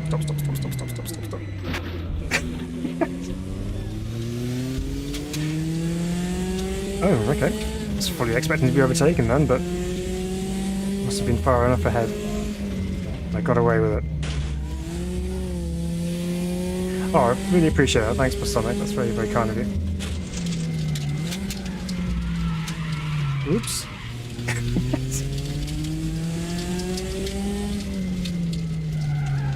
So we're getting a little bit sloppy now. That's what happens when you get a rather full-on track like this, where you constantly, one way or another, they respite as such.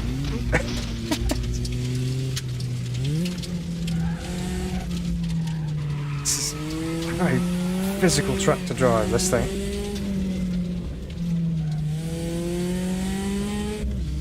Right. Wonder where those shopping trolleys are. I think my steering is slightly bent here. I'm off-centered. I'm not surprised with all the abuse this poor 944's endured. Not going to stop there either. Oh, well, the other 944's has got through the pack.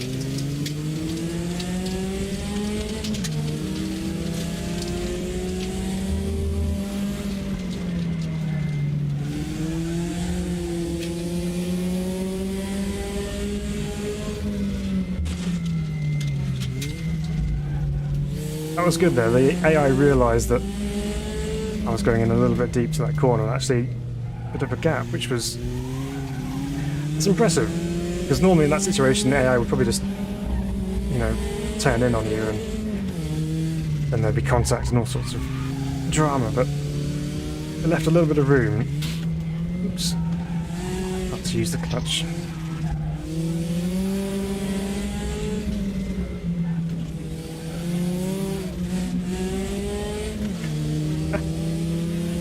A bit of a nudge on the exit of the final corner there. Sorry, you ever thought of taking up drifting? There's a bit of that going on today.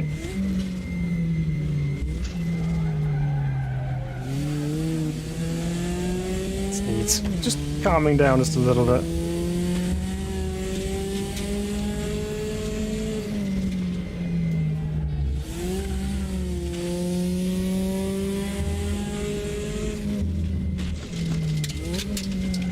See if we can go after the leader in the 944s here. Got bent steering.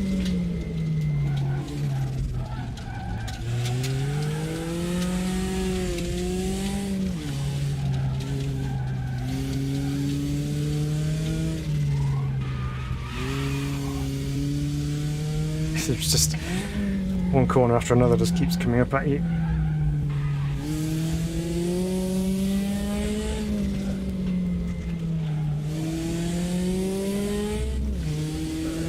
It's a roller coaster at Nut Store. There we go. One of the trolleys has had a fresh top of the fuel.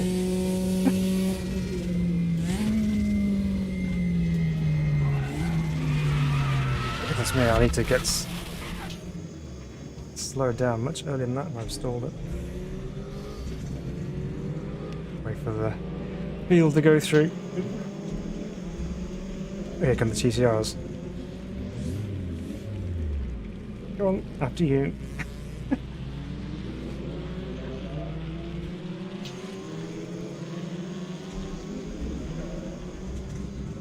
Just talk amongst yourselves, it's fine. Right, we're up and running again.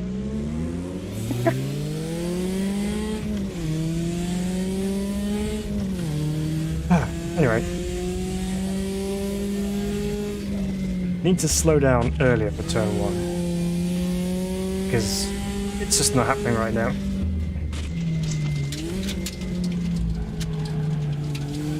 do feel like the braking performance has dropped off during the very short race here. I know we're on the brakes an awful lot. It does feel like it's less likely to get stopped. That was just me going in way too late there, that's my own fault.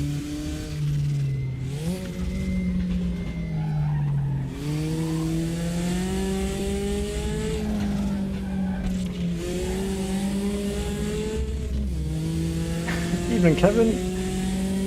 Welcome along. Says, hope to catch up with your stream later. Happy racing. Oh, thanks.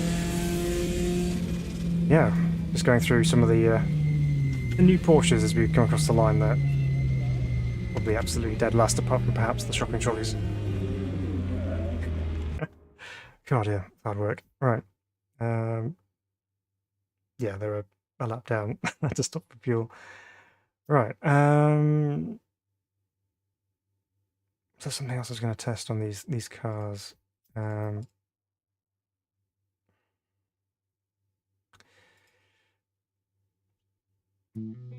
Let's have a look.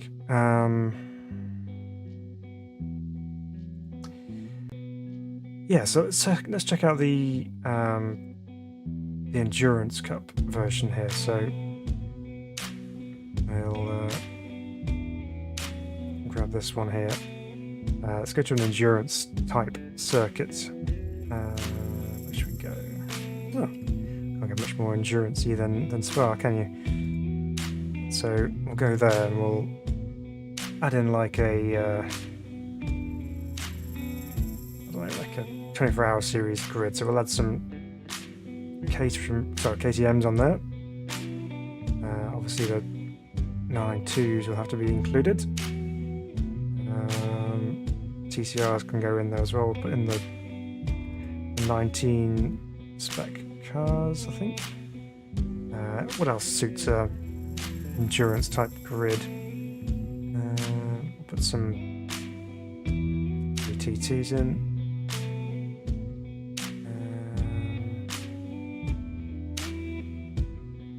Scanning through the available classes here, I think that's pretty good. So let's just auto fit that in. Don't need that many TCRs for each class.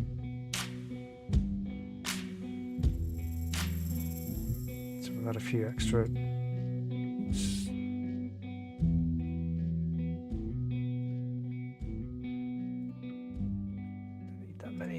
KTMs. Just wanted to add a couple more.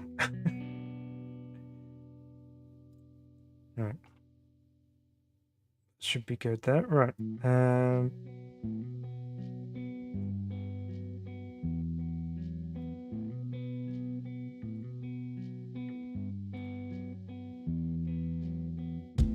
Okie dokie. Right. Here we go then. So. It's load in for that one. I've seen your comment, Kevin. That spooked me then you said Kevin. Been watching quietly. It's the other Kevin. It's okay. But welcome to the other Kevin too. You're both very welcome. Yes, the TTRS VLN car and the Cayman Cup car. Both good shouts. Yeah, absolutely. We've got a reasonable grid here. 35 cars, I think it is. So. Good for a bit of a battle here. So we're going to test these cars out here. We'll test out the endurance one. So we'll take a look and see whether this one has the TC, which I think it does. I'm pretty sure the one we tried earlier didn't have TC. So let's give it a setup for now. Electronics, there we go. So we have options, quite advanced options as well. So that's okay. Now you have more set of options available to you. So you can change everything here, the dampers, etc. So it must be a Carrera Cup Deutschland thing where it's more limited in terms of setup changes you can make, whereas the endurance ones it's just open, you can do whatever you want. So here you can adjust your rebounds for your dampers. What else have we got?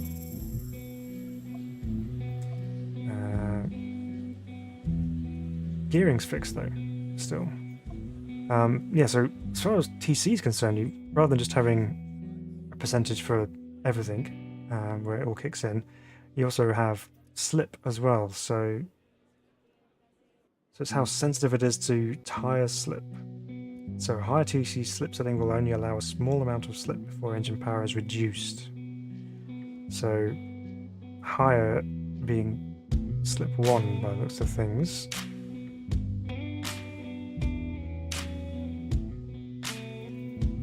So if we need to check here then, let's just go into the options because I have set my...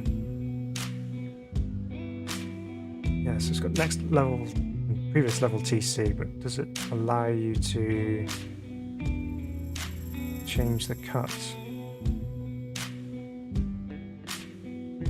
Or maybe it's actually joined actually. So I wonder whether it's actually, when you have it on TC level 3, that's the amount of slip you have with it, and then you just adjust it. So that's your setting 1 to 6, and then that's the relevant cut and slip to suit that particular setting. Okay, that's cool. So brake bias you can change. I haven't seen anything to do with ABS.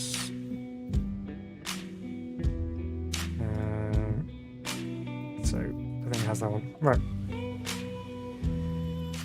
Okie dokie. yeah, Whippy Whip's got his attention picked up there, so which is nice. Didn't I read ABS got updated too? It did. I haven't checked the notes to see how it's been updated, as you say there, but no, TC and ABS have both been tinkered with for this update. So what have we got on? So we got on TC1, so let's go TC4 here.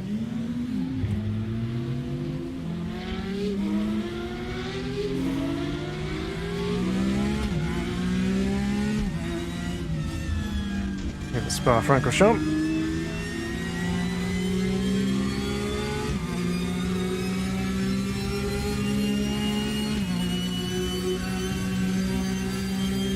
Yeah, you definitely feel the bumps quite a lot in this car.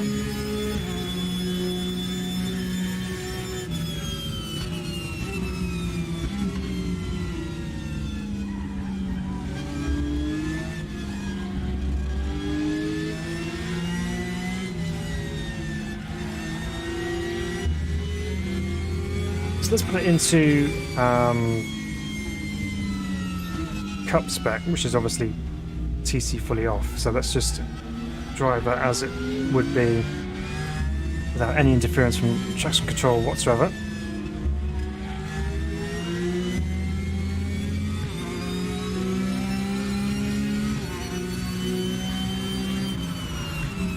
Oop, one of the KTMs diving past us.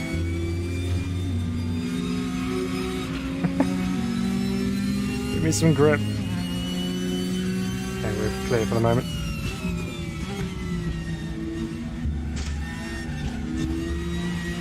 Just trying to poke it to see what it does, because at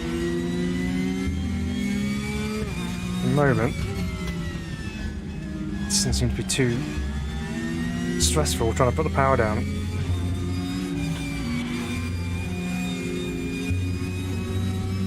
Unless it is the other way. Let's go down to 1. Because the rear end was coming around, but just not perhaps as much as I was expecting it to. But try it again on 1 here and just see what happens at the bus stop. Ooh, well, the KTM's is in the wall. It's not ideal.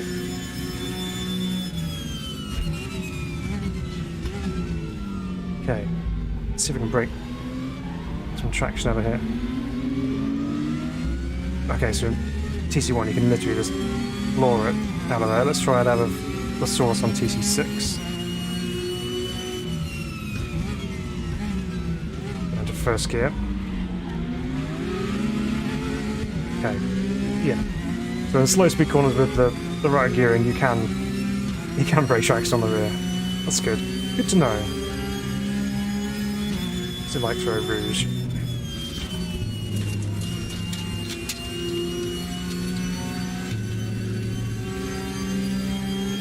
A little bit rough, that was me, but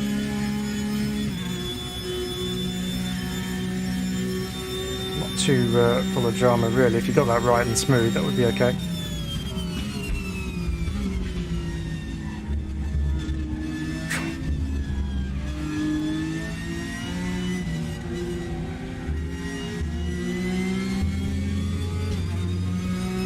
I think if we were going to spend some more time in this trying to learn the setup and optimizer, I'd probably look at softening off the dampers, especially for the fast damper settings, which is where your curb strikes come in, because it does seem to react quite aggressively to a contact with a curb or a bump, so probably look at softening those off and seeing if we can make it a little bit happier over the bumps. Might also take off some wing.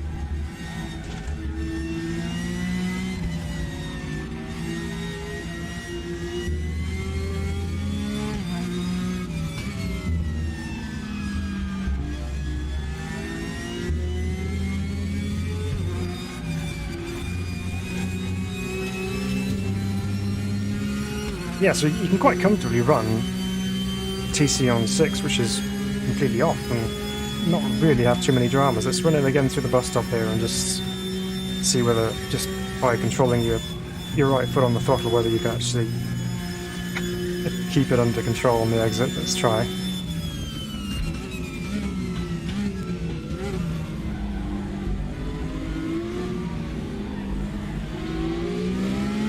Yeah, easy. There's no scary moments at all, which suggests it's got very good traction, but I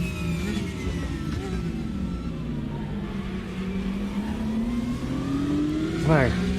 Part of me thinks that maybe it should be a little less, I guess, undramatic coming off a corner with no traction control at all.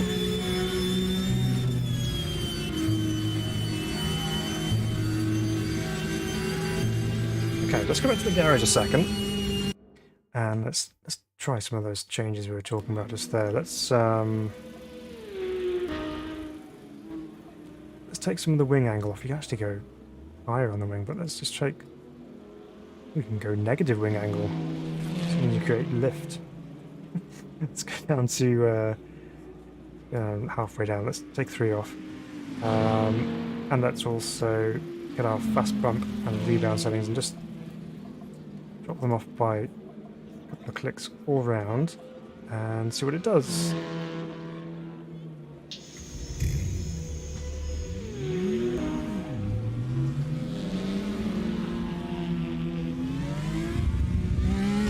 Go chase down those TCR cars.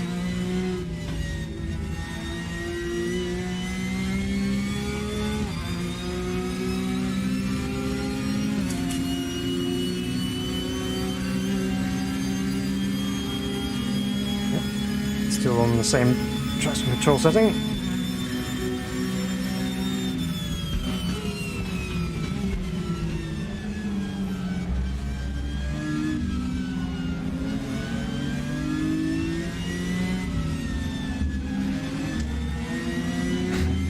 Bit brave trying to go down the inside there on the outlap.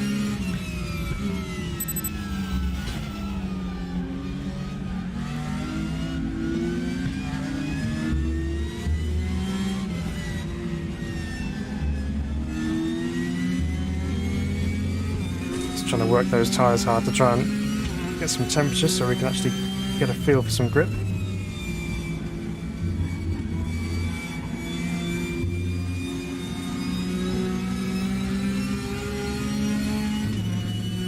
Yeah, you can definitely still feel the car being affected by the bumps, but it's not quite as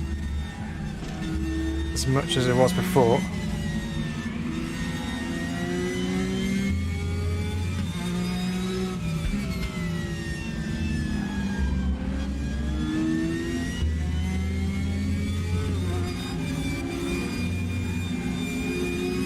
Obviously a little bit of a lift at curve Port Ferreira because it's not a GT3 as such, so you can't take it absolutely flat out, so a little bit of a confidence lift as we get through that.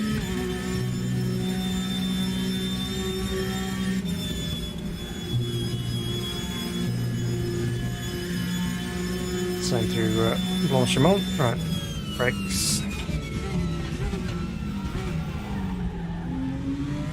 Ooh, dramas.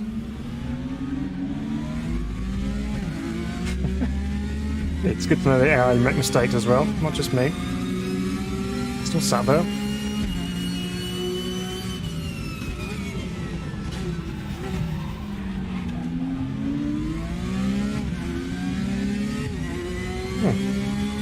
Didn't realise there was a pit entrance. Interesting.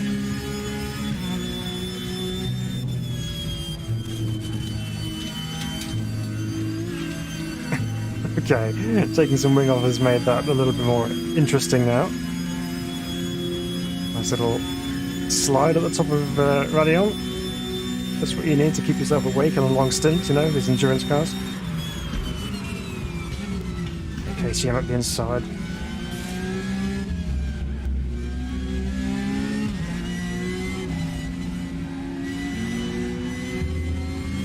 Still got some inherent push there as well.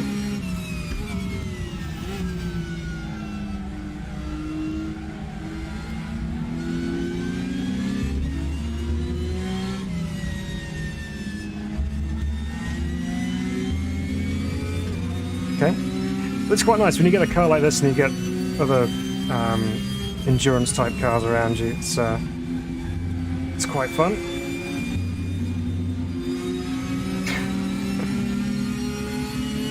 Just can't be too aggressive on the throttle ladder there. Just plows on.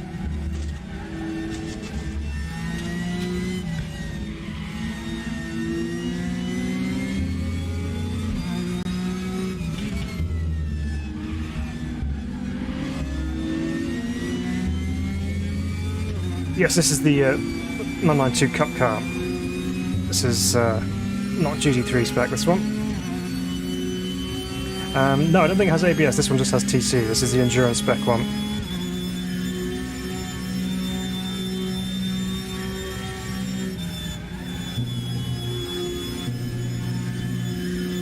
Oh, even though we got our lap time invalidated there, it was feeling a bit better through the fast stuff.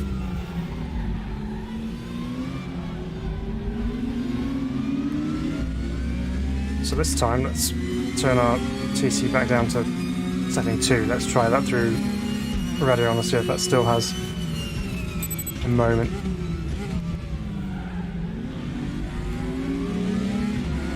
Just got to trust it.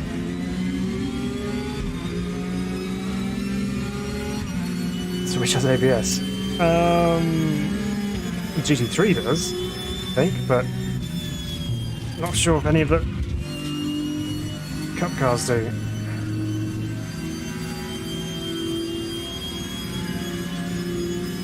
So the ACC 992 has ABS but not TC. Okay.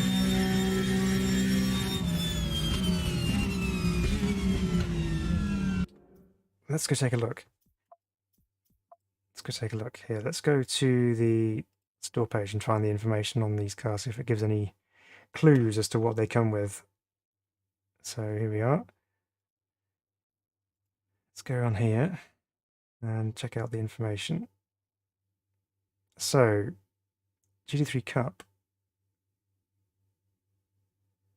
Introduced for 2002 season. No ABS or traction control. So, yeah, so the Cup version, the correct Deutschland version, has no ABS or traction control. But if we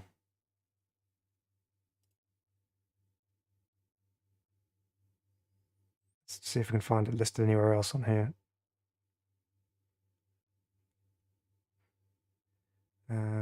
Classes. Let's go to that one, which is one we want to check out.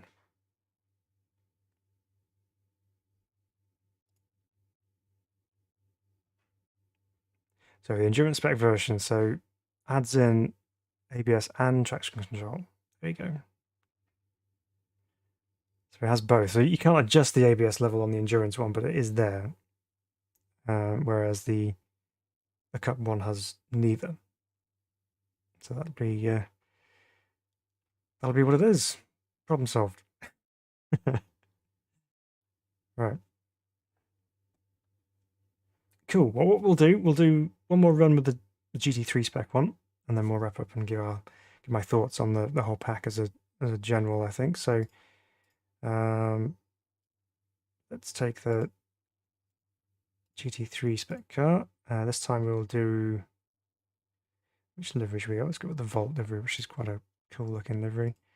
Boot those out, and we'll do GT3, but we'll do the latest iterations possible. So add a couple of R8s, add a couple of Bentleys, the M4 of course, and a couple of those. What else is relatively recent? The McLaren 720S, which has got some new liveries now available too, so gives more options, because I think it was only in the GT Masters pack at one point, so now they've added some more regular liveries in, so you can use it in the regular GT3 class if you wish to. So we'll add in a couple of liveries of that one. Go with the latest Mercedes Evo. And yeah, let's do that. So we've got, well, we need a few more than 10, don't we? Let's add a few extras in here. So let's, oh, Ferrari, of course, we missed the Ferrari off. Okay, well, that's 3 Ferraris. We'll go back in and add another Audi, another Bentley, another BM, add the Turner car there. Another McLaren, another Merc as well. And yeah, let's, oh, I haven't even added the Porsche. Yeah, let's do that. There we go. Rexy's in, and Grello as well. 21 cars, yeah, that'll be all right. We'll apply that. Right, let's take these cars somewhere else then. Let's do, there's another decent, someone mentioned Chang before. Let's do that. I haven't driven that for a while. So we'll go there. I'll go drive these cars and see what happens. Chris, I knew there were 2 versions of the 992 Cup, just could never prove it. Well, there we go. So there are 2 versions. Yeah, the new Mustang GT3, what do we all reckon to that? It looks really nice, I think. It looks pretty good. That'd be interesting to see how that gets on. Obviously now going to be involved in the top level of endurance racing, GT3. Okay, so here we go. Destination of speed at Chang here. Bring the speed in the new Porsche 911 GT3R. Okay, no one using the fast lane.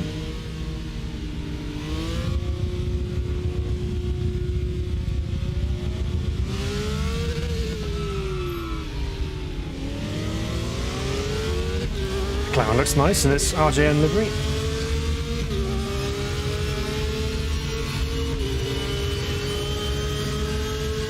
Trying to remember where I'm going here now.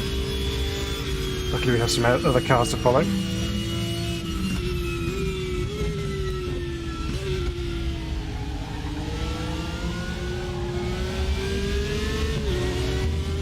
I can't remember, did we look at the set of options for the GT3? Maybe we didn't. I'll have to have another look at that. Right, another long straight, followed by a very quick left-hander into a big stop.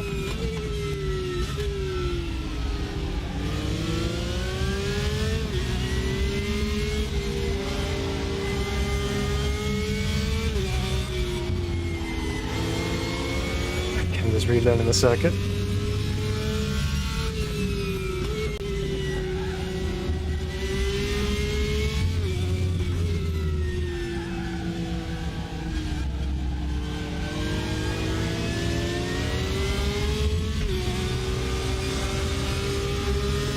And the rise there. And we go down to the 90 right final corner.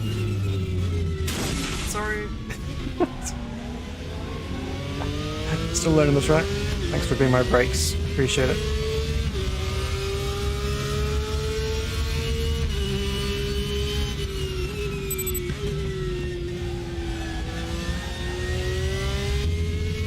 There's lots of tarmac, there's lots of runoff space, but I end up running off into the back of the McLaren. Right, 150, and the brakes there.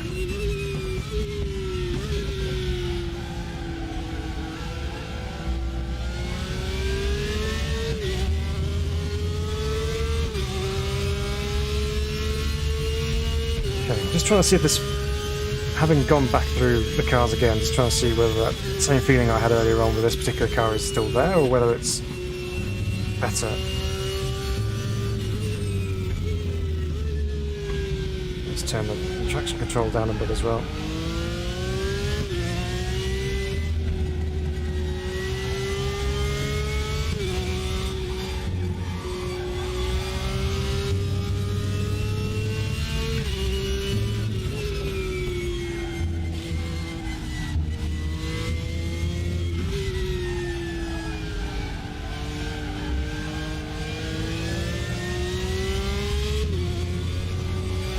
flat through there. Right, and brake earlier for this one. For the board on the left, there's a 100 board there. Needs to be earlier than that.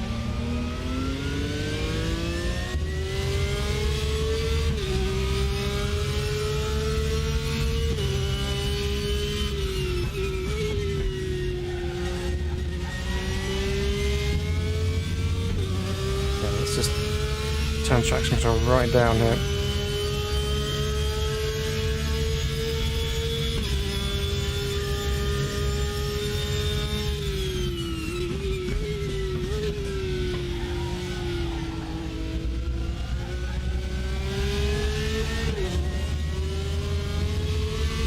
Try and make it come alive a little bit more, really. I know they're not meant to be sliding around lots, but we do need a little bit of movement.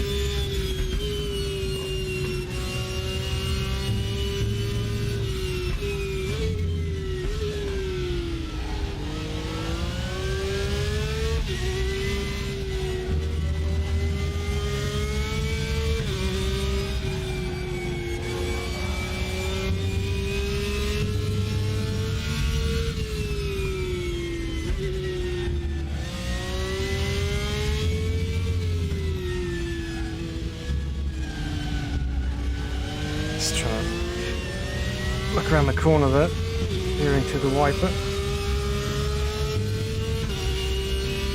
Yes, okay, it's feeling better. It's maybe not quite as numb as it was feeling earlier.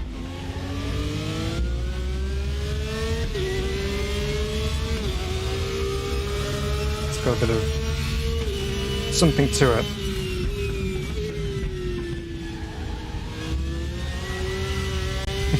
It is when you catch a curve like that.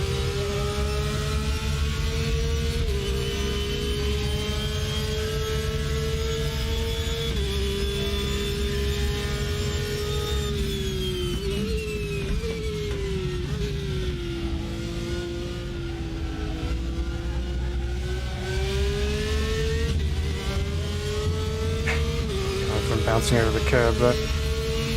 Yeah, so I guess on this track anyway, maybe it's just a track-specific issue, but you can feel a little bit more undulation and just a little bit more of the pumps on the circuit.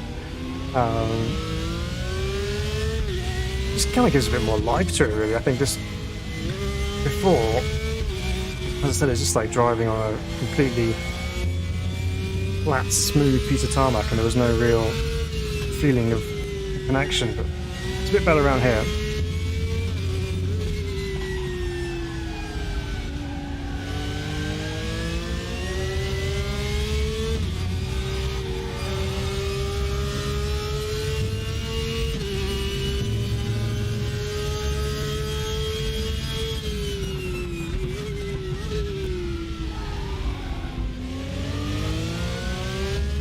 Do you reckon, Whippy, that FFP could do with less damping? It could possibly be what it is that is muting things out.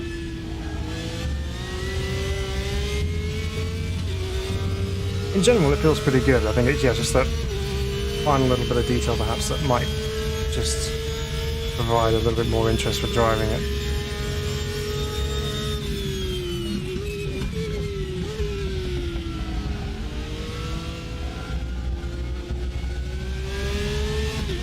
Okay, don't think we need an external sensor for this one, so let's do that now.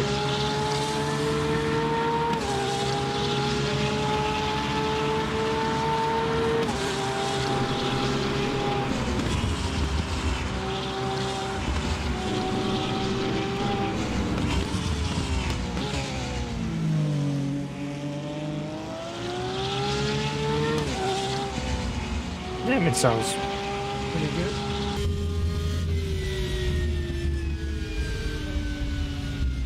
He was keeping pace quite happily with the Ferrari ahead there. Yeah, so I mean, looking at the timings, the Porsche is actually quickest one out there in terms of other AI cars. So 37.78 and then you have a massive jump up to 38s and 39s for everything else. So whether that's perhaps a little bit too quick at the moment, we'll see. There might be a release, if that's the case, it's actually massively quicker than everything else, then you never know. We haven't set a lap time, so we're not comparable there. But just from AI itself is, yeah, quite a big difference from front to back in terms of Porsche to Audi. You know, 141s for the Audis to a 137. That's a big difference in lap time there. So,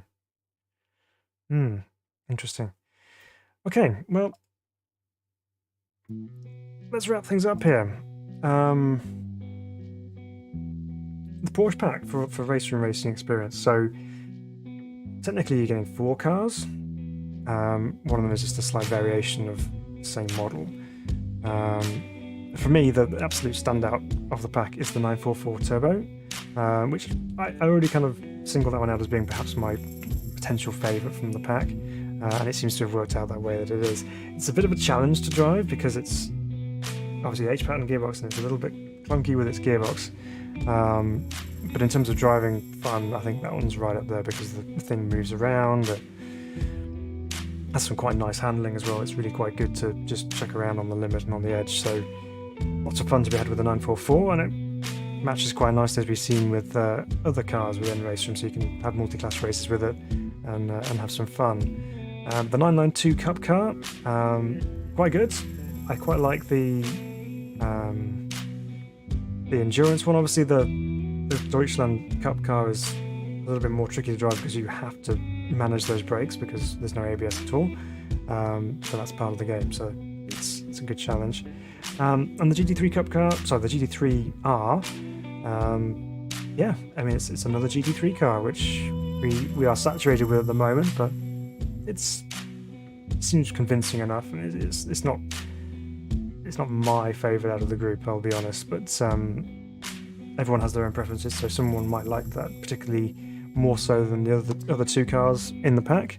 But yeah, overall, quite a good pack. Lots of content available within them, quite reasonably priced as well. So yeah, take a look on the test drive, try the cars out for yourself, see what you think, and if you like them as much as the 944, which I really like, then yeah, go ahead and jump in. It's definitely worth it. So there we go. That kind of sums us up for the evening, guys. Thank you for your company, as always. It's a pleasure to share the evening with you and talk about sim racing as we do and experience things together. So we will wait with bated breath as to what happens next in the world of sim racing. I'm pretty sure that it won't be long before the 1.5 update for MS2 is released, in which case we'll be all over it. So stay tuned for that. I'm pretty sure most of you here are already very excited for that release. So yeah, so we'll see you on track for that one. But until then, take care of yourselves, guys. We will be back as soon as the next one's released. If not, we'll be back next Saturday. So again, thanks for your company. Take care of yourselves. Have a wonderful rest of your weekend, and we'll see you next time.